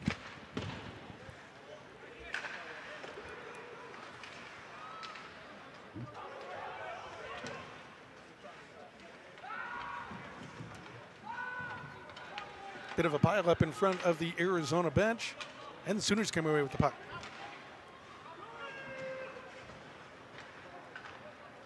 Arizona comes away with it. Bailey Marshall. There's another one of these blind passes. Got to be careful with that, but Cusinelli with the puck over the line. Cusinelli, oh, that's a spot on the ice he loves to shoot from. As the Sooners come right back the other way. Cusinelli going for the puck again. Anthony Cusinelli, one of those players that the puck just seems to find his stick because he works hard to get in those places where the puck is. And he's one of those guys that when the puck finds his stick, he usually makes a play out of it. Cusinelli to the bench, however, and puck comes back to center ice. Josh Larson looking for it there. He doesn't see that it's already in the zone. But Justin Plumhoff racing for it there. And the Cats keep it in. They do. Josh Larson now digging for it behind the net.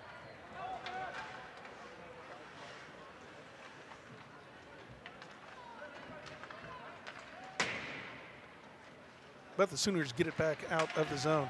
Back to that evenly played, kind of deliberate game that we had in the first period, Jackson. Yeah, and one thing we'll have to pay attention for, Josh Larson left his stick in the corner, went to the ice. We'll get a goal here. A cross-ice pass to, I believe, that's number 14, Cully Olson. But like I was saying, looks like a Wildcat skated to the bench, getting looked at by the medical trainer of the Wildcats. We'll hope he's okay. But again, a big goal for the Wildcats here. Yeah, Cully Olson going to the near side post, and the puck went to his stick, and he buried it. Arizona now with a 4-2 lead. As we have, it looks like Josh Larson is heading off the ice, has the helmet on the back of his head. He's holding his head up. Well, he's not so hurt that he can't fist bump the little kids going off the ice. So that's a good sign. Arizona Wildcat goal. Give it to number 14, Cully Olson. The assist goes to number 19, Justin Plumhoff. That is Olson from Plumhoff. Time of your Wildcat goal, 14 minutes, 45 seconds in the second period. He shoots. He scores. Arizona restores its 2-goal lead. Now down to 4:45 in the second period. Arizona with the 4-2 lead over the Oklahoma Sooners. Huge goal. And you know, Jackson, you were calling for that secondary scoring. Well, Cully Olson, freshman, of course, younger brother of former Arizona captain Orion Olson, gets a huge goal for the Arizona Wildcats. Yeah, I mean, you know, he only has 1 goal on the season before that one, so that's a huge aspect of what I was talking about. Get that secondary scoring from guys, you know, they haven't played all year. You know, he's played 9 games up to this one. That's huge for guys like Cully Olson. You got to be able to rely on them at any moment. Well, those are pennies from heaven for the Arizona Wildcats. If they can get scoring from some of their freshmen, some of their players who are just really getting their feet under them in college hockey. But we've seen there's great potential for Cully Olson. You know, he's a big kid, 6'3".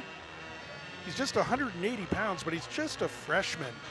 He's going to grow into that 6'3" frame, and if he has the determination that Orion Olson had with this Wildcat squad, he's going to turn into a fine player for the Arizona Wildcats. Well, guess what? Cully Olson has a goal here tonight to extend the lead 4-2 for Arizona over the Oklahoma Sooners. Charlie James gets the puck in deep. Charlie James, the lone senior on this Wildcat squad, named this week, just this week, with the A on his chest.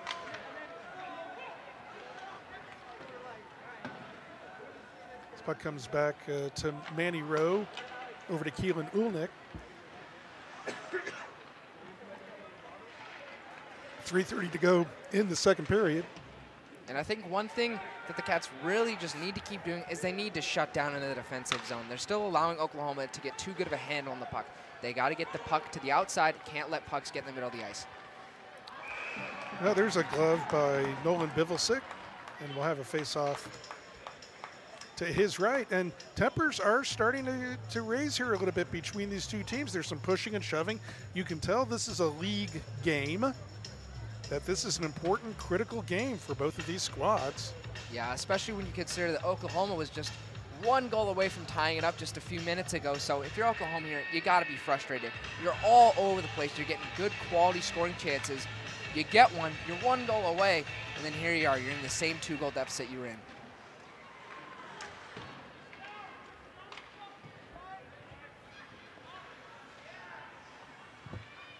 Play back on now, just 3:10 to go in the second period. Arizona enjoying a 2-goal lead, 4-2 over the Oklahoma Sooners.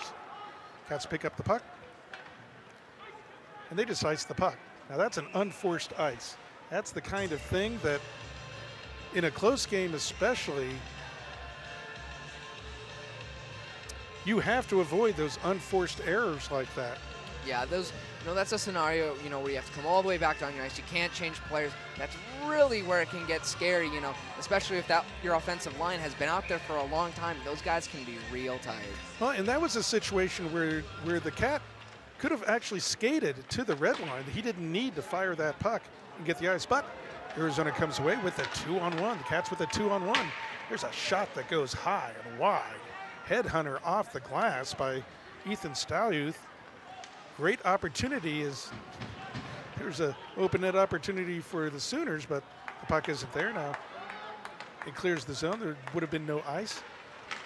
And there's Manquin really moving that puck, but it goes to an Arizona Wildcat over to Anthony Cusinelli. He just tips it into the zone and heads to the bench. The end of his shift, down to the last 2:20 of the second period. Arizona with a 2-goal lead. So Jackson Peters is going to run down to ice level to grab a Wildcat coming off the ice in 2:06. That'll be on our Facebook page. So head over to our Facebook for that live look in. Then Jackson will be back for the third period. So Oklahoma breaks in over the line.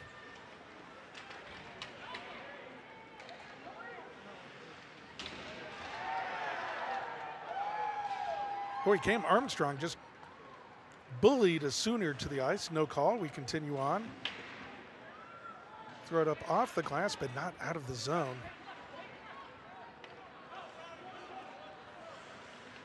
Hull for Arizona does just kind of slap it down the ice, relieve the pressure. 1:28 to go in the second. Now stick around, because in between the second and third period, we have another package of video highlights and interviews and everything you want to know about University of Arizona hockey. That's between the second and third period, coming up in 1:12. There's a Cat pulled down behind the play, and this is going to be called. This is an interference call. They calling a holding the stick call. This is going to be on the Sooners, and this is a good call. The play was going up ice, and a Sooner grabbed a Wildcat. And that's Trevor Finch, number 91, will go to the box for the Oklahoma Sooners. A good call, and Arizona will go back on the power play for the remainder of the second period, and 52 seconds to go in the third period if they don't score here in this 1:08. We'll wait for the call, but Arizona with another man advantage. Anthony Cusinelli with the puck. Oh, and it goes off of his stick. He comes back out to center ice. 1 minute left in the second period. Oklahoma penalty on number 91, Trevor Finch. 2 minutes for hooking. Time of that penalty, 18 minutes, 54 seconds in the second period. And gives your Wildcats a Hogan Transportation power play. So hooking minor on the Oklahoma Sooners. Just 53 seconds to go in the period.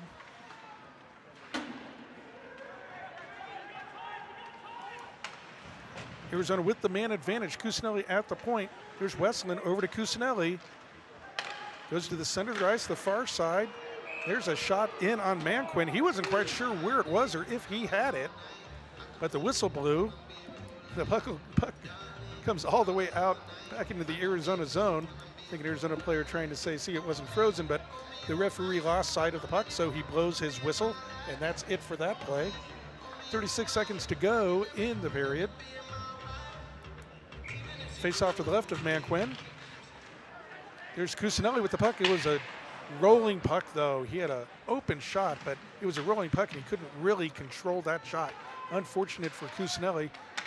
Good luck for the Oklahoma Sooners. Keelan Ulnick hooked there, no call. Comes in, 16 seconds to go in the period. Arizona buzzing around. The puck just bounces around in front. Manquin did a good job to find that puck and just freeze it. 12.5 seconds to go in the second period. Arizona with the one-man advantage. 1:04 to go in that man advantage for Arizona, so it looks like that will hold over into the third period of play. Arizona enjoying a 4-2 lead over the Oklahoma Sooners. Bailey Marshall in on the faceoff. 10 seconds to go in the period. Cusinelli with the puck. They can get a shot off here. So there's a shot. Jess goes wide. Cusinelli goes for it. Jess goes wide again. Oh, Manquin found that puck on the goal line. Great save there by Brendan Manquin to keep that 5th goal from going in the last 5 seconds of the period. Wow, great play. Remember that one by Brendan Manquin. Really important save by him as we just have 3.3 seconds to go in the period. Arizona with the man advantage, but he didn't give up that all-important goal in the last few seconds. 2-1, that'll do it for the period. Two teams separate. Another good period of ice hockey here at the Tucson Arena between number 14 Oklahoma and number 9 Arizona. Oklahoma with 5, Arizona with 9. The score. So Arizona with 9 shots on goal, Oklahoma with 5, Arizona with 18 through 2 periods of play. Oklahoma with 13 shots on goal through 2 periods of play. A relatively, I think, very evenly played game, but a couple skill plays by the University of Arizona have been the difference, and a couple grit plays by Arizona down low, and they enjoy a 2-goal lead, 4-2, over the Oklahoma Sooners.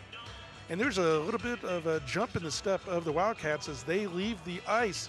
This is how they wanted to leave the second period of play, with a couple goal advantage at home, putting the pressure on the Oklahoma Sooners and having still 52 seconds of power play opportunity to start the third period of play. Now, over at our Facebook page right now, you can see Jackson Peters talking to an Arizona Wildcat live on the University of Arizona Wildcats Facebook page, and Jackson Peters will be back here to call the third period of tonight's game with me in just a little bit.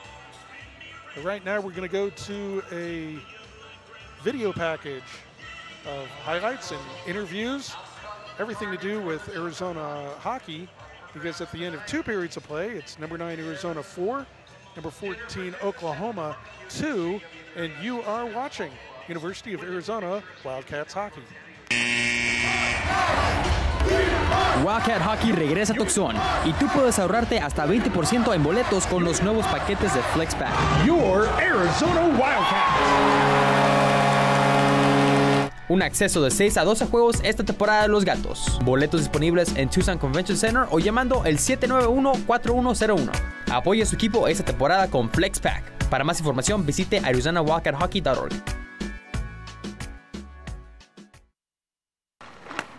We need you. We need you.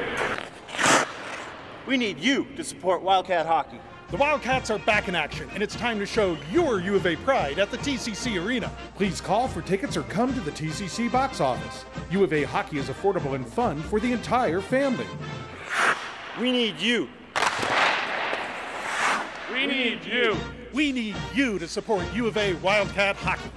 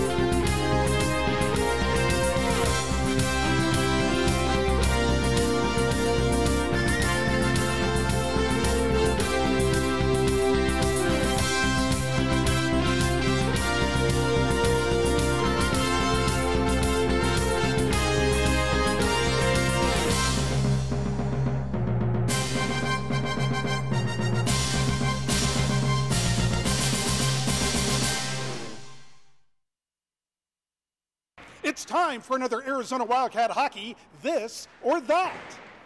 Escargot or caviar? Caviar. Caviar. Because I don't know what the other one is. Yep. Escargot. I don't know what escargot is, so caviar. Do you know what caviar is? Not really. I'm gonna go caviar because I don't know what the other one is. None of the above. None of the above? Yeah. Do you know what they are? Not particular, but it just doesn't sound like something I'd eat. Sounds like raw something. Yeah, escargot is snail. Ah. So it's slap shot or goon? Slap shot. Slap shot. Goon. Slap shot. Slap shot. Yeah, 100% slap shot. Slap shot. Slap shot. Underwear or commando? Let's go underwear. I'll go underwear. Commando. I'll agree with you on that. Commando. I would definitely agree on that too. I'll do underwear. I think it's safe play to go underwear.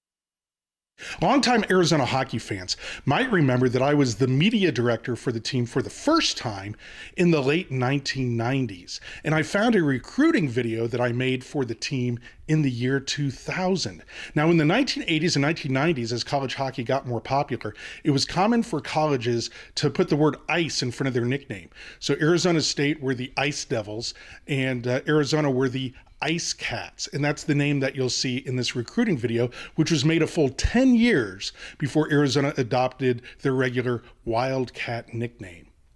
So let's get in the time machine and go back to the year 2000 and see this Arizona hockey recruiting video. Located in central Tucson on 352 acres, the University of Arizona is one of the top-ranked universities in the nation. Surrounded by soaring mountains in the Sonoran Desert, the campus boasts lush lawns, palm trees, and more than 300 days of sunshine each year.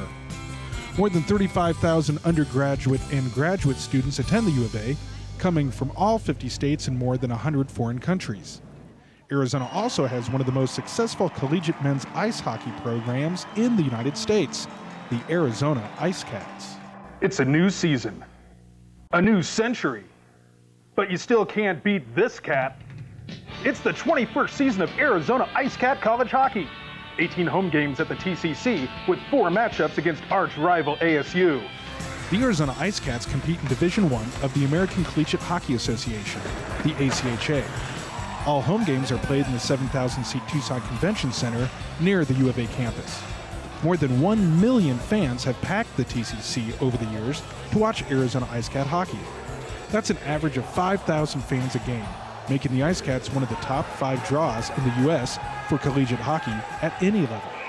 Paul, for those who haven't seen what it's like to have 7,000 people at the Tucson Convention Center to cheer for the Arizona Ice Cats against a team like arch rival ASU, for instance, can you tell them what kind of madhouse it is to see the Ice Cats play in front of 7,000 home fans. Well, it's dubbed the Madhouse on Main Street here at the TCC, and when you come in, even if you come in for a game where we'll play a St. Louis University or something, you know, that's not a big rival of ours, we're still going to have 4,000, 5,000 people in the stands, you know, screaming your name. You get to see signs with your name on it. It's uncomparable to anything I've ever had before I got here. The biggest crowd I ever played in front of was maybe 400 or 500 people in high school, a big high school rivalry. I'm sure you were told there were 6,000 or 7,000 people for some of the games here at Arizona, but were you still surprised when you walked out onto the ice the first time in front of that many people? Oh, for sure. I mean, it's one thing being able to sit in the stands with the 6,000 people and watching, you know, the team play. It's one thing. Another thing, step on the ice in front of that many people, and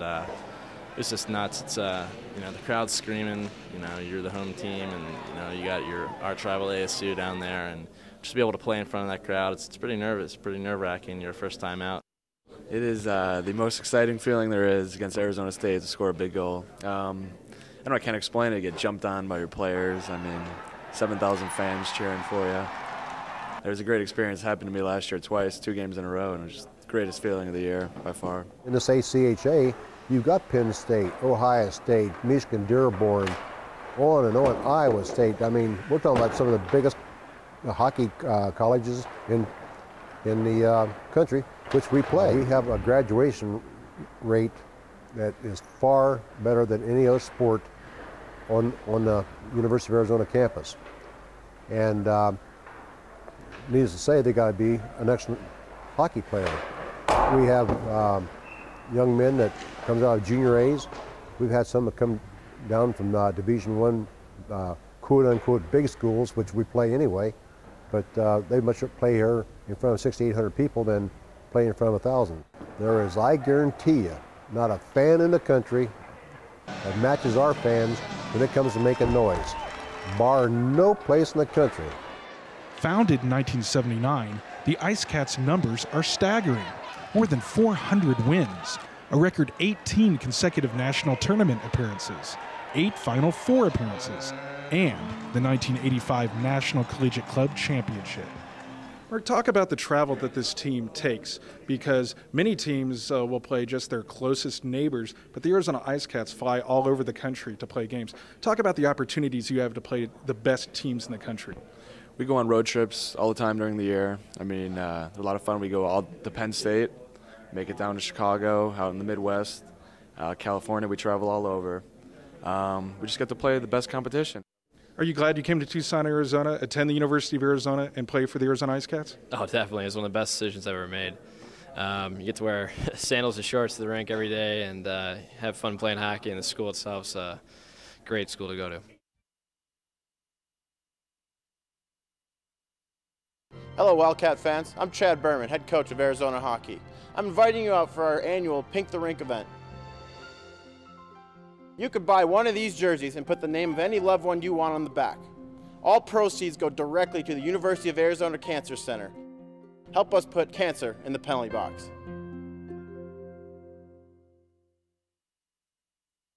Your hockey team, your Arizona Wildcats. Tickets for Arizona Hockey are now on sale. Your hockey team, your Arizona Wildcats. Call 791-4101 for tickets now.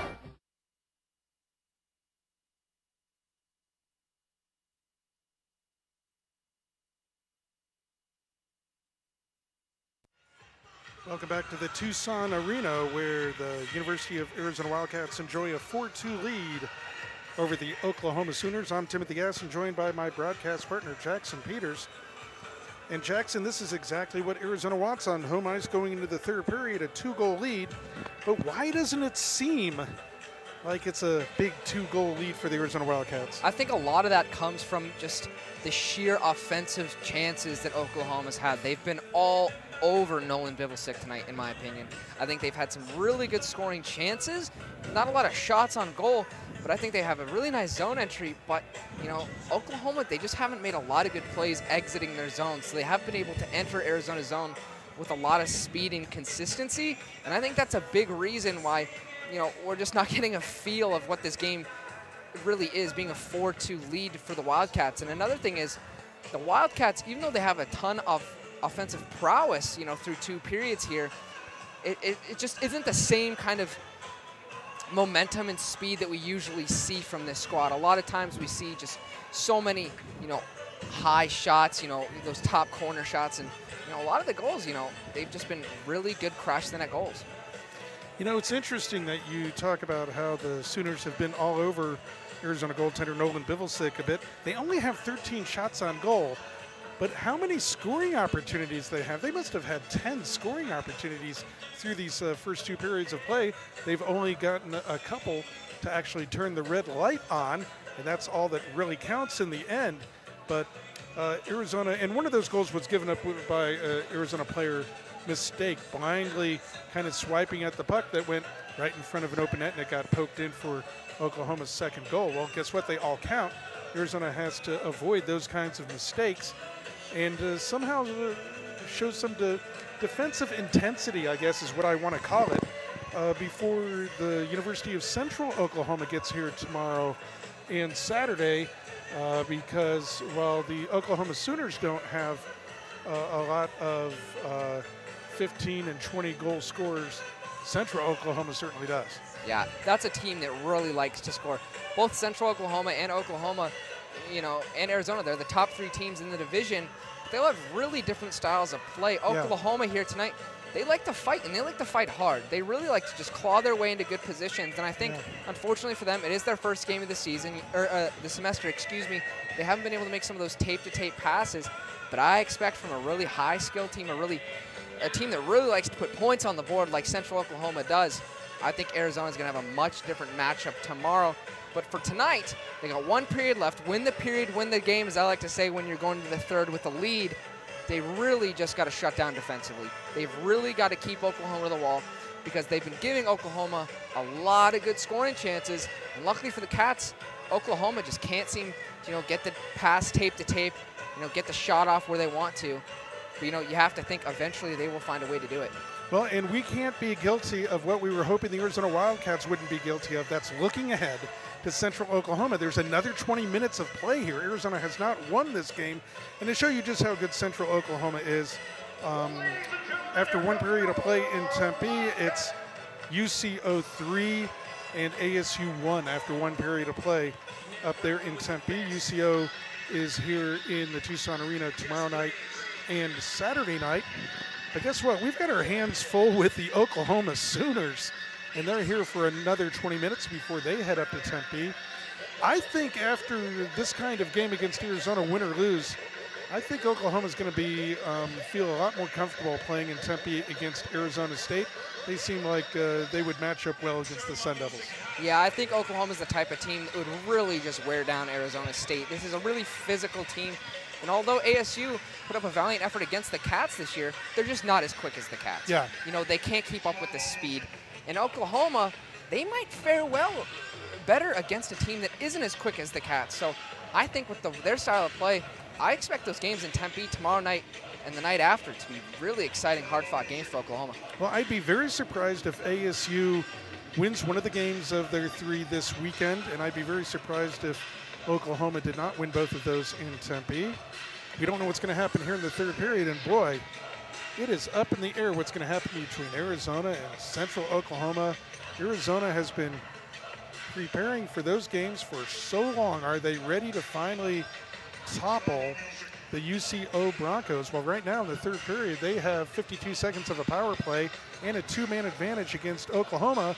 They got to set their sights on the Oklahoma Sooners for the next 20 minutes. We will not mention the Broncos again until the end of this game because the Oklahoma Sooners are the opponents here tonight. A good hockey team worthy of their ranking. 1 period to go. Arizona with the 2-goal lead.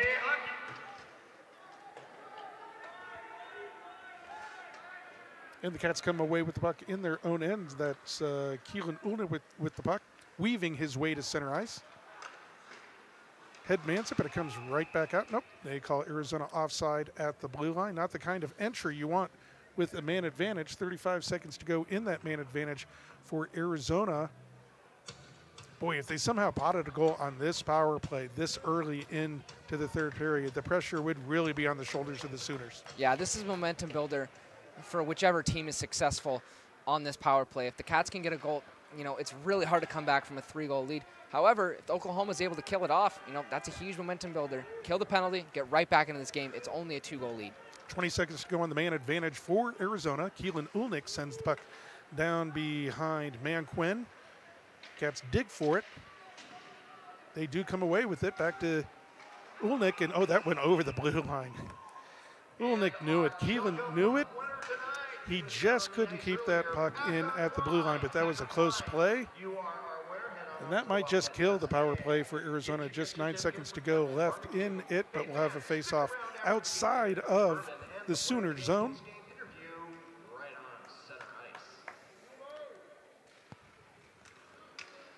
Cats come away with the puck, though, and Manquin finally finds it. Kind of bobbled it in his glove. And with 4 seconds to go in the man advantage, at least there'll be a face-off inside the Oklahoma zone. Let's see if Arizona can win this face-off and get a shot while they still have the man advantage. Otherwise, it'll be a big kill for the Oklahoma Sooners. That's going to be it for the penalty. Back at even strength for both teams now. Just 1 minute into the third period of play. Arizona with a 2-goal lead. Looking to play smart, playoff-like hockey here on home ice. It was a tie game against UNLV in the second of 2 games last weekend. Arizona had a chance to win that game, but instead dropped a 4-3 decision. Arizona wants to have a stronger third period here than they did last week against UNLV in that second game. Well, they've got a 2-goal lead here on home ice. Cats keep it in the zone and send it down low. That puck did not get all the way through and instead comes back into the Arizona zone. Cats pick it up, though. I think they were afraid to touch it.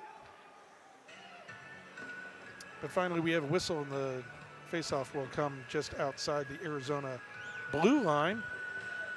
Just a minute 48 into the third period. Arizona with a 4-2 lead over Oklahoma.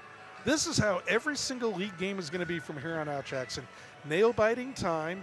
Every goal is a big goal. Every penalty you take is a big penalty.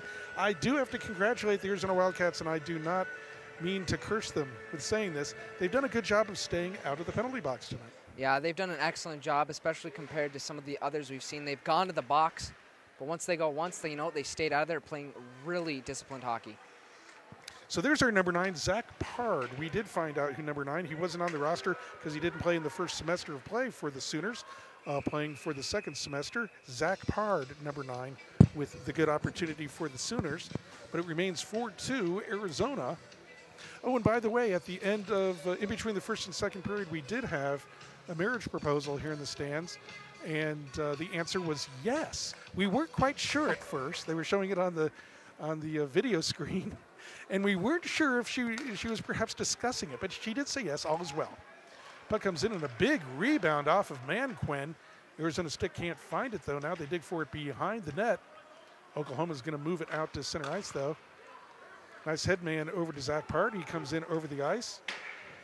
And Pard has been all over the ice. I got to imagine that the Sooners really missed him in the first semester. Yeah, he's got to be a key addition. One of those players, the coaches and his teammates are really happy to have out there. He's been all over the place.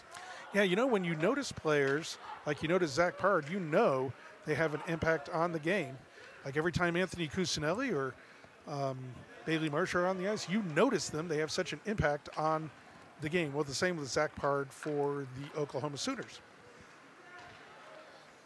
And there's, Cats have to be careful. There's our defenseman, freshman Matthew Hull. He was going to try to break up ice with that puck and intercept it. But you got to be careful, because if that puck goes behind you, that man with the puck is going up over the blue line right at your goaltender. Yeah, that's what we call cheating. You kind of expect the puck to be somewhere, and if you are confident, you have to make sure you get that puck. You can't leave your goaltender, having to face off against a breakaway, a one-on-one. You have to take control. You have to be aware of what the possibility is. Boy, Arizona has to, in the second semester of play, really not tight. I don't want to say tighten up your defense. Tighten up the defense. Just play with some defensive. I don't want to say integrity or intensity. Discipline is the word I'm looking for. The Cats need to develop some good playoff-like defensive discipline as they come in over the line. Send a puck in that bounces off of Manquin, and then a Wildcat gets cross-checked to the ice, no call. The Cat gets up and wants to talk about it a little bit. Oh, he took that cross-check, but nothing was called. And back to that defensive discipline you were talking about, Tim, I think the big thing there, it's just you have to think defense first sometimes. This Arizona Wildcat squad, they like to think offense first. They like to score goals. They're a big scoring team, but sometimes to win games, you got to think about your defense first. Absolutely right, and that was Charlie James who was sent to the ice. He just took an elbow. He's obviously gotten under the saddle of some Sooners because they're taking some swipes at him, 23 senior for the Wildcats, and that's part of his job, kind of an instigator, kind of to upset the other team, to make some big hits, and boy, there's laying some hits back. That's Isaac Bossy throwing a hit on Charlie James. Charlie James is like a heat-seeking missile out there right now. Watch him finish his check. He needs to be smart about it, and he is. The puck comes in on Bivelsick. Boy, that puck kind of rode right up his stick, and he made a nice glove save. That was another great scoring opportunity for the Sooners. Yeah, again, they're just getting pucks to the net. You know, not always on net, but they're getting in the right area, and luckily Nolan Bivelsick was just able to control it. But it looked like for a second there it was going to sneak past him. It was just kind of jumping around. Yeah, it kind of rolled up his stick and then up his arm. And with a quick glove, he gloved it. As he gloves that, we'll have another face-off in the Arizona zone. Just underway here in the third period of play. It's Arizona 4, Oklahoma 2. Well-played hockey game here.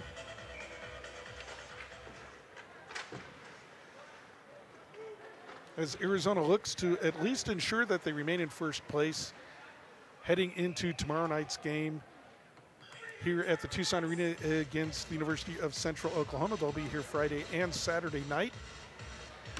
Of course, tied with Arizona for the league. I know I promised not to mention them, but we will play them tomorrow night and Saturday night. 15:42 to go in the game against Oklahoma, however. Arizona with a 2-goal lead. Boy, there's another example as the Cats get away with it there. Anthony Cusinelli, look at him move his feet. And that's a good move by Manquin just to freeze that puck. Anthony Cusinelli actually threw that puck blindly up into the zone, and he was fortunate to get that puck and out. Too many times we see Arizona with the puck on their stick and a clear way to get it out of the zone, but it ends up on a Sooner stick. Yeah, that's where the Cats seem to have difficulty all season long, is 10 feet within and outside of their own blue line. Yes, yep. Play back on now as Manquin defends his post. Now Oklahoma tries to counterpunch and come back the other way. They throw the puck deep. Bivs grabs it there and throws it up the boards. Takes a weird bounce. Arizona lucky to get it out to center ice, however. 15 minutes to go in the contest. Arizona with a 2-goal lead. Here's where every penalty call becomes important. Every icing becomes important. Every goal becomes important as Jeff O'Day races for the puck in the near side corner for the Sooners. Digging for it with Manny Rowe behind the net. O'Day with it, sends it back to the point.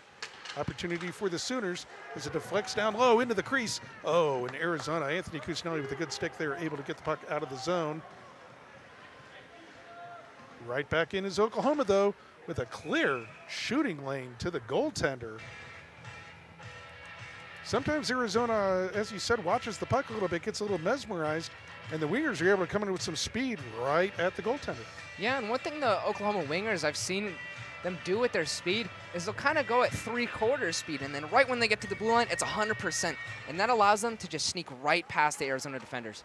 I think they may have looked at a little bit of tape between Arizona and UNLV. There were a couple key plays there in that series where UNLV was able to use their speed once they were over the blue line to kind of handcuff Arizona defenders.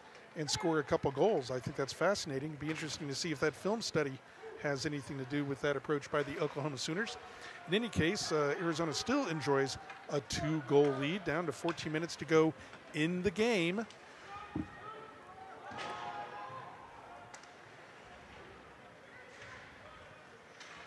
That puck left the zone, and we do have, it's late, but there's a whistle for an offside. Good call by the linesman there. It was a pretty close offside, but again, although it did end up in a an offside, that's where the Wildcats have to be careful. You know, you can't blindly throw the puck up the ice. You gotta pick your head up, see who's there, and see if it's the right play to get the puck out of the zone. Oklahoma comes right in over the line with the puck, and we have a delayed penalty. We do. I think that was a trip off the face-off for the Cats. I think that's going to be number 8, Cam Armstrong. Oklahoma's going to get exactly what they need. They need a man advantage as Cam Armstrong heads over to the box for the Arizona Wildcats. Cam's very upset with himself because he knows just as we do, when Arizona has a lead on home ice, third period, you got to stay out of the box. Yeah, this is crunch time for Oklahoma. If they can get a goal here, they still got a little over 10 minutes to get that last one. A lot of time left in this game. Cam Armstrong, 2 minutes for tripping. Time of that penalty, 6 minutes, 20 seconds in the third period. Armstrong for tripping, so a 2-minute minor. And Arizona's able to get the puck out to center ice. Nice clear there by the Arizona Wildcats. As this is a critical opportunity for the Oklahoma Sooners to get right back into this game, trailing 2 goals. The puck's kept in at the point now to the near side to Cameron Brown. Boy, kind of ricochets to the near corner. Arizona not able to get the puck out, however. Back to Brown, down low. Oklahoma doing a good job of moving the puck over to the far side. Back to Brown. He sends it, but Arizona, can they get their stick on it? Can they get it out? It does. It comes out to center ice. 1 minute to go in the man advantage for Oklahoma. Nice clear by the Arizona Wildcats. Well, they're going to have to do it again. Oklahoma comes right in over the line. Sends it through the crease, and Arizona's going to come with the puck, and they just send it the length of the ice. Relieve that pressure. A good penalty kill for the Arizona Wildcats so far. Yeah, and what they're doing so well is they're getting, sticks and lanes, and they're getting bodies on bodies. They're not letting Oklahoma players stand in front of the net with no man on them. Cats get to the puck again and get it out of the zone and down the ice. Down to 25 seconds to go in the man advantage for the Oklahoma Sooners. They trail by 2 goals. With some speed coming over the blue line. Now behind Bivs, up to the point. Back to the point to the far side now. Down low, the puck is straight up in the air. Divelsick with the save. Sent down low again, and it bounces wide. Keelan Ulnick comes away with it. Well, he's digging for it. The power play is over now. We're back to even strength, but Arizona's got to get this puck out of the zone. Comes back, and Nolan Bivelsick finds the puck and freezes it and just calmly drifts away. And we'll have a face-off in the Arizona zone. 11:25 to go in the game. That was a nice penalty kill by the Arizona Wildcats. Yeah, a real good kill. And, something they did on that kill that we haven't seen a lot of this year is when they got the puck, it went 200 feet down the ice. They made sure to clear that puck, get it out of the zone, and make sure that Oklahoma had to go reset. It allowed Arizona to get fresh bodies out on the ice, which a lot of times we see them. They get trapped, and those guys get real tired if you're out there for, a minute 10. Yeah, enough of my belly aching about Arizona not clearing the zone when the puck is on their stick. They did a fabulous job on that penalty kill. They made sure when the puck was on their stick, they looked up, they saw who was who, and they got it out of the zone, relieved that pressure. Play back on is Ethan Stahl, who digs for it. Oh, and that was a great swipe at the puck. Turned into a scoring opportunity, and Arizona should go on the power play here. We are going to have a holding call. The Sooner can't believe it, but he took Stalyuth down. But Ethan Stalyuth working so hard already with a goal here tonight. He's still got a shot off on goal. Yeah, that was a real hard-working effort by Stallhuth there, to not only get the puck that was thrown in the air, but to be able to get a shot off while you're being held. I mean, he almost scored there, so that's a really impressive effort. Drew the penalty, and now the Cats are on the power play. So Isaac Bossy will go to the box for the Sooners. 11:06 to go in the game. Arizona with a 2-goal lead, 4-2. They could put one of those proverbial nails in the coffin here if they could score on this power play, because we might argue about the 2-goal lead, but I get the idea. Isaac Boss, 2 minutes for holding. Time of that penalty, 8 minutes, 54 seconds in the third period. And gives your Wildcats a Hogan Transportation power play. So Bossy in for 2 minutes. I was going to say, Jackson, we might argue. And here's another delayed penalty on the Sooners. They're going to touch up. Arizona's going to have a 2-man advantage. 2-man advantage with at least 1:40 to go. As another Sooner goes to the box, and that's Cameron Brown. I was going to say we might argue about a 2-goal lead, but if Arizona had a 3-goal lead with about 10 minutes to go in the game, I think you and I would agree they'd be in very good shape there. Yeah, 3 goals in 10 minutes is really difficult, especially when you're going to have to play some of that time shorthanded. So, I mean, it's a 5-on-3 power play for 1:40 here, which is a long time to be short two guys. So we'll have to see if the Arizona Wildcats can capitalize here. Bailey Marshall in on the faceoff for Arizona, won by Arizona. Back to Manny Rowe.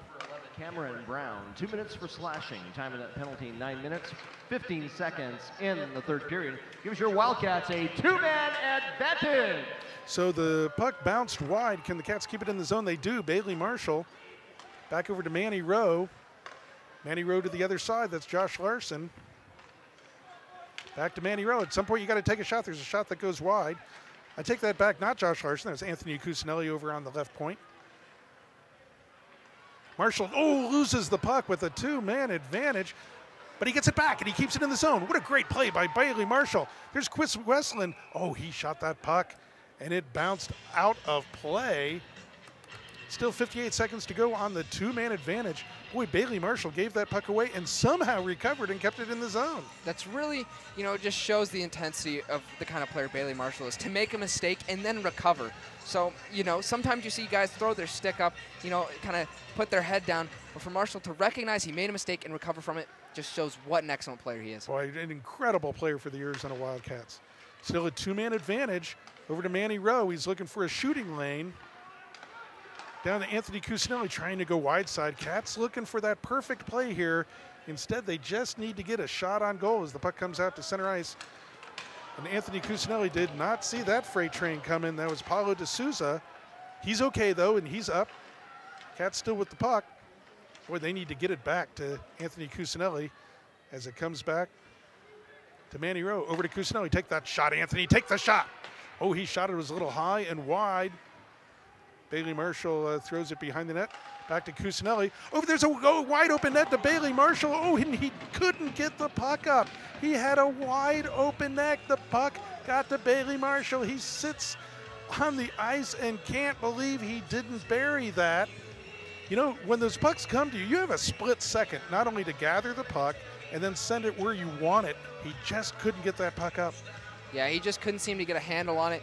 Usually he's one of those guys that can just really grip it and rip it, just get rid of the puck in there. The puck was bouncing. He tried to settle it down, and that gave Min Quinn enough time to slide over and make the save. Still a 2-man advantage for another 5 seconds. Keelan Ulnick now at the point, looking down low. There's a shot and a big rebound, and the puck just goes off the side of the net. Justin Plumhoff. Again, the Cats so close to connecting on this 2-man advantage. Down to a 1-man advantage now. Sooners get a man back. Back to Ulnick at the point. Keelan Ulnick at the point. Big wind up there from the far side by Trey Decker. The puck's going to come out of the zone. That'll do it for the power play. Ulnick back on defense now. Does a good job of holding his man up. Cameron Brown couldn't get to the puck. And now Brown looks like he's hurt. Now he's looking to get to the bench. This might just be a Charlie horse. He's on the bench now. He's not calling for any kind of attention. He's just going to try to shake that one off. He may have taken a puck off of an ankle or something. Play continues on. 8:08 to go in the game. Arizona with the 4-2 lead. Over the line with it. Oh, that was a big rebound that almost went right to Trey Decker. Cats so close here to getting that 5th goal, but it still remains a 2-goal lead for Arizona. Oklahoma hanging around. Boy, that 2-man advantage, that's got to be a nice psychological win for Oklahoma, but they also have to be very tired right now, killing that 2-man advantage. Yeah, I mean, we always talk about, how when you're on the penalty kill, you have only 4 or 5 guys that usually play the penalty kill as opposed to, the 12 forwards you have even strength. But for Oklahoma, that's a huge win. Even though you're still down 2 goals, you didn't let any more in on the 5-on-3 penalty kill. So I think they're still going to fight for the 2. Now in this last 7:20, Jackson, let's keep a mental stat on how many times the puck goes into the Arizona end of the ice, and when it's on an Arizona stick, when they get it out cleanly, like there's one, because this is what you need to do in playoff style hockey. Arizona in over the line. There's a nice shot by Coley Olsen already with a goal here tonight. And Manquin makes the save. And, anytime you make the goaltender make a save and stop play, that's a win for the Arizona Wildcats. Yeah, you get a chance to reset. You get the face-off in the offensive zone. You can get your goal scorers out there. I mean, it's a good setup. But for Oklahoma, they want to slow down this game. Arizona's brought a lot of speed in this 3rd period, so any chance they get to freeze the play, I think is something they're going to look for.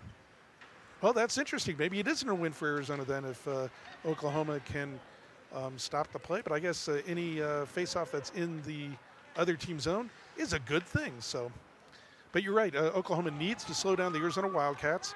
They only have 6:45 to go in this game to tie it up or perhaps go ahead as the puck takes a weird bounce. That could have been a trip. That is going to be a trip. Oklahoma's going to get their power play opportunity here. This is a trip on Arizona.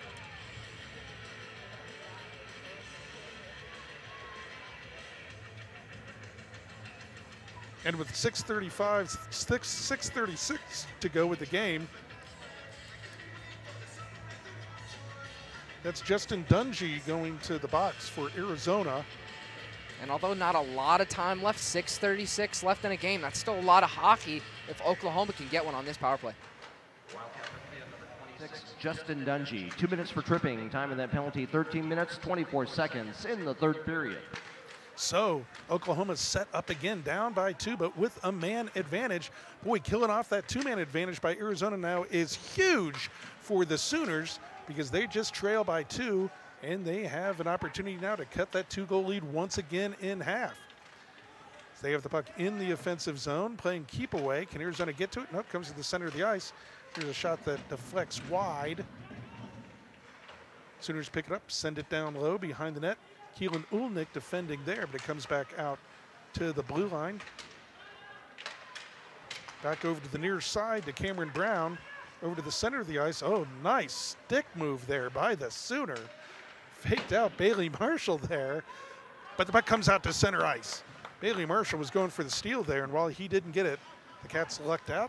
The puck came to center ice. 5:35 to go in the game. 58 seconds to go in the power play for the Sooners. They trail by 2.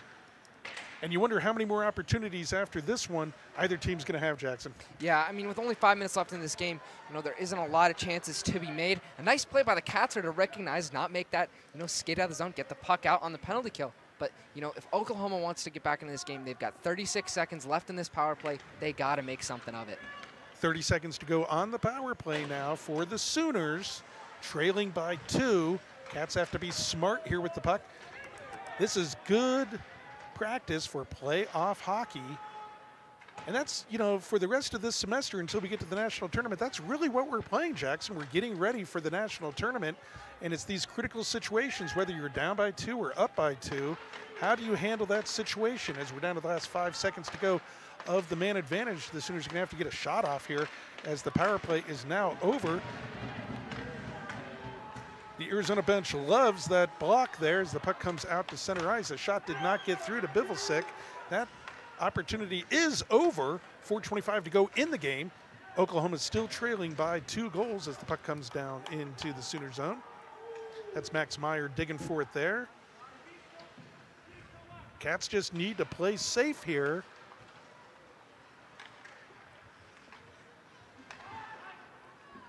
as the Sooners regroup and move up ice. Shot comes in on Nolan Bivelsick. He makes the sure-handed glove save and just stops it there. So 4:01 to go in the contest. Arizona with the 4-2 lead over the Oklahoma Sooners. I got to give the Arizona Wildcats a lot of credit in this period, Jackson. They've played a very steady game. Yeah, they went to the box, but they also drew a couple penalties so far.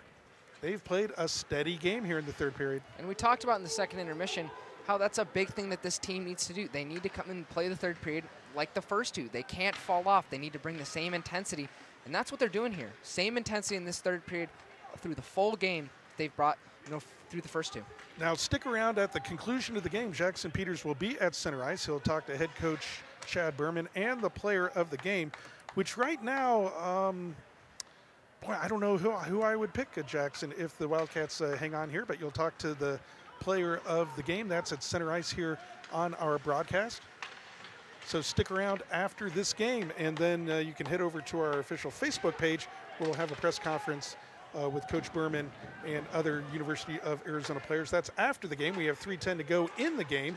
Arizona with the 2-goal lead as the puck bounces off of Nolan Bivelsick. Back to the point. Oklahoma having a lot of attack zone time here, down to 3 minutes to go. They got to get some shots on goal as they're moving the puck well here. Arizona kind of running around in their own end. We're even-handed here, but you would think that the Sooners were on a power play. Yeah, they're moving the puck so well. They're getting pucks on net. That was almost a goal if they had someone just tip it in the right way. But they're all over the Wildcat zone right now. Manny Rowe with the puck on his stick, and so here's one. They did get it out of the zone. It did come out of the zone. 2:30 to go in the game. We'll take a look and see when Brandon Manquin gets pulled for the Sooners to get that extra attacker on, as there's a hard shot that could have easily been a goal. It just went wide. Another great opportunity for Oklahoma, but it comes out of the zone. Arizona now needs to just keep this puck out of their end of the ice. Chris Westland throws it in on Manquin, and there goes Jackson Brown to center ice. He'll talk to Coach Berman and the player of the game in just 1 minute and 55 seconds to go. Arizona with a 2-goal lead. Puck comes in wide of Nolan Bivelsick. Thrown right back in, and there's a good shot and a nice save there by Bivelsick. He had to be really, really aware as that puck just flew in right between his pads, and he makes a good save there to keep this Arizona 4, Oklahoma 2. 1:45 to go in the game. 1:45 to go in the contest. Timeout, Sooners. So Oklahoma has taken its timeout. That's a good timeout with 1:45 to go in the face-off in the Arizona end of the ice. Remember, Wildcat fans will face off against number 10 Central Oklahoma Friday and Saturday here at the Tucson Arena. The other league-leading team tied with the University of Arizona in first place of the WCHL. Well, if Arizona can hold on here in the last 1:45, it'll guarantee they'll still be in first place. At last word, Central Oklahoma was ahead of Arizona State in Tempe. And if that score held, then Central Oklahoma also would still remain tied for first place with Arizona. So after 2 periods of play, it's Central Oklahoma 3 and ASU 1. That's the score that it was after 1 period of play. So I'll check that game starting later than the one here in Tucson. So it won't be over at the same time as the game here at Tucson Arena. The timeout is over. Both teams are back on the ice, and the situation is clear for the Oklahoma Sooners. They need 2 goals in the next 1:45 to force overtime. We do have overtime in college hockey, and then a shootout. And this is a league game. Every point counts. As the Cats were not able to get the puck out of the zone. Boy, I thought they were going to be able to as the puck goes behind the net. Cam Armstrong with the puck, and he just sends it up hard off the glass and out. Good out there by the Arizona Wildcats. Nolan Bivelsick now sends it behind his net, and it comes out the near side and comes out to center ice. 1:15 to go in the game. Arizona with a 2-goal lead, and they have an empty net. There is an empty net. Brendan Manquin has been pulled for an extra attacker by Oklahoma down to the last minute of the game. Last minute of the game, Arizona with a 2-goal lead, and there's an empty net at the other end of the ice. But all Arizona's worried about right now is the puck comes out to center ice. Can the Cat get to it and nail it? Yes, Kyle Wade for Arizona ices this one. Kyle Wade, a freshman, makes it Arizona 5 and Oklahoma 2. Icing the game for Arizona, and they put Manquin back in the net. 49.1 seconds to go in this game, and Arizona is going to come away with a huge victory here on home ice. A league game, bouncing back from that disappointing 4-3 loss. The Wildcat goal, give it to number 29, Kyle Wade. The assist goes to number 24, Keelan Olnick. That's Wade from Olnick. Time of the Wildcat empty net goal, 19 minutes, 11 seconds in the third period. He shoots. He scores. An empty netter for Kyle Wade, and Arizona puts this one away. 5-2 with 29.7 seconds to go. We'll see if the referee throws a couple guys here. It doesn't look like he's going to. And we'll have a face-off to the left of Nolan Bivelsick. This will be fascinating to see who Coach Berman selects as the player of the game. A lot of heroes here for Arizona tonight. As the puck comes out to center ice, 22 seconds to go. As mentally, this should really prepare them for the big weekend series against number 10 Central Oklahoma. Last 10 seconds of the game. Arizona's going to win. 5, 4, 3, 2. University of Arizona has defeated the Oklahoma Sooners and wins the season series with Oklahoma 2-1. Hard-fought victory for the Arizona Wildcats. In the third period, Oklahoma with 11, Arizona with 12. For the game, Oklahoma with 24 shots on goal, Arizona with 30 shots on goal. So Arizona with 30 shots on goal, Oklahoma with 24 shots on goal. Arizona picks up the victory, and in just a moment, we'll talk to head coach Chad Berman and Jackson Peters at center ice to talk about this game, and I'm sure we're also going to talk about the all-important games tomorrow and Saturday night against the Central Oklahoma University Broncos.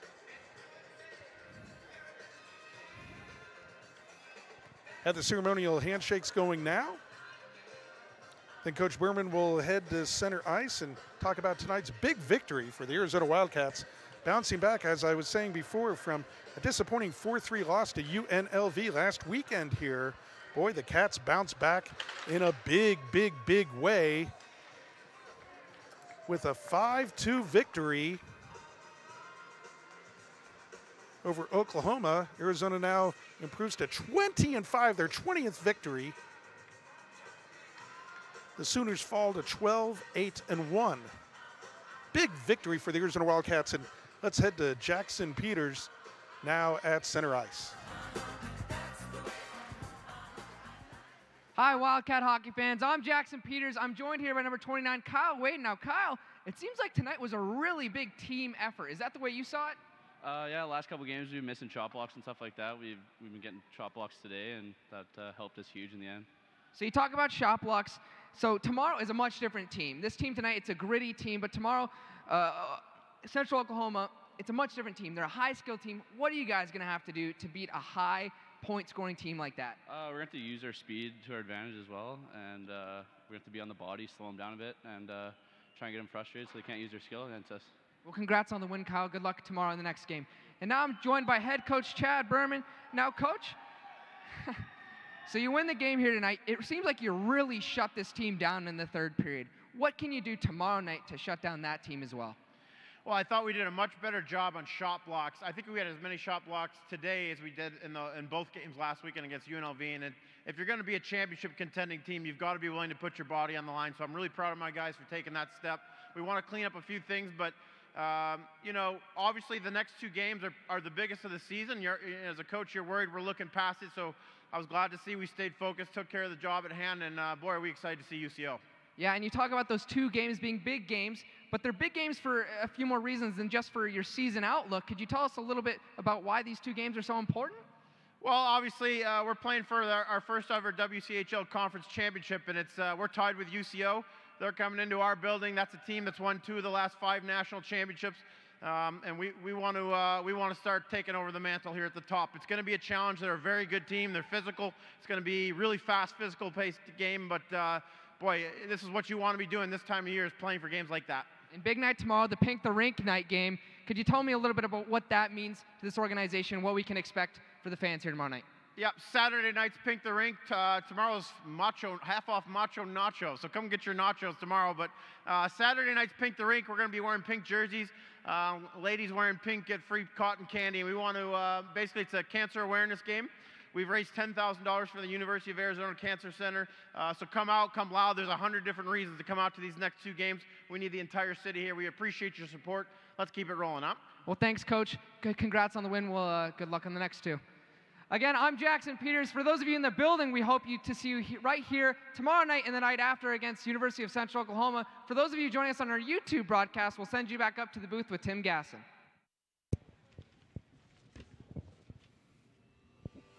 Thank you, Jackson. So the Arizona Wildcats come away with a 5-2 victory over the Oklahoma Sooners. Arizona improves to 20-5 on the season. The Sooners fall to 12-8-1. Arizona had goals by Chris Westland, Cully Olson, Anthony Cusinelli, Ethan Staluth, and Kyle Wade. Oklahoma had goals by Scott Joy and Charles Jolie. Tomorrow and Saturday could be the biggest games of the season for the University of Arizona Wildcats. They're tied for first place in the world in the WCHL, in the Western Collegiate Hockey League, with Central Oklahoma. Well, Central Oklahoma will be in the building tomorrow night and Saturday night. We hope all Wildcat fans can come down to the Tucson Arena and support your hometown hockey team as we try to see the Arizona Wildcats vie for their very first WCHL championship. Remember, if you can't make it to the Tucson Arena, our broadcast will start 10 minutes ahead of puck drop. That's 7:20 both tomorrow night and Saturday night here on our YouTube channel. But we hope to see you here in the stands at the Tucson Arena to see Arizona, number 9 Arizona, take on number 10 Central Oklahoma. So that'll do it here from the Tucson Arena. It's Arizona 5, Oklahoma 2. Big victory here in WCHL League play for the Arizona Wildcats. For Jackson Peters and my entire University of Arizona hockey media crew, I'm Timothy Gasson. Thank you for joining us. We'll see you here tomorrow because you are watching University of Arizona Wildcat Hockey. Thank you for watching University of Arizona Wildcats Hockey. Visit our website at ArizonaWildcatHockey.org, and we'll see you at the Tucson Arena for the next Arizona Wildcats home game.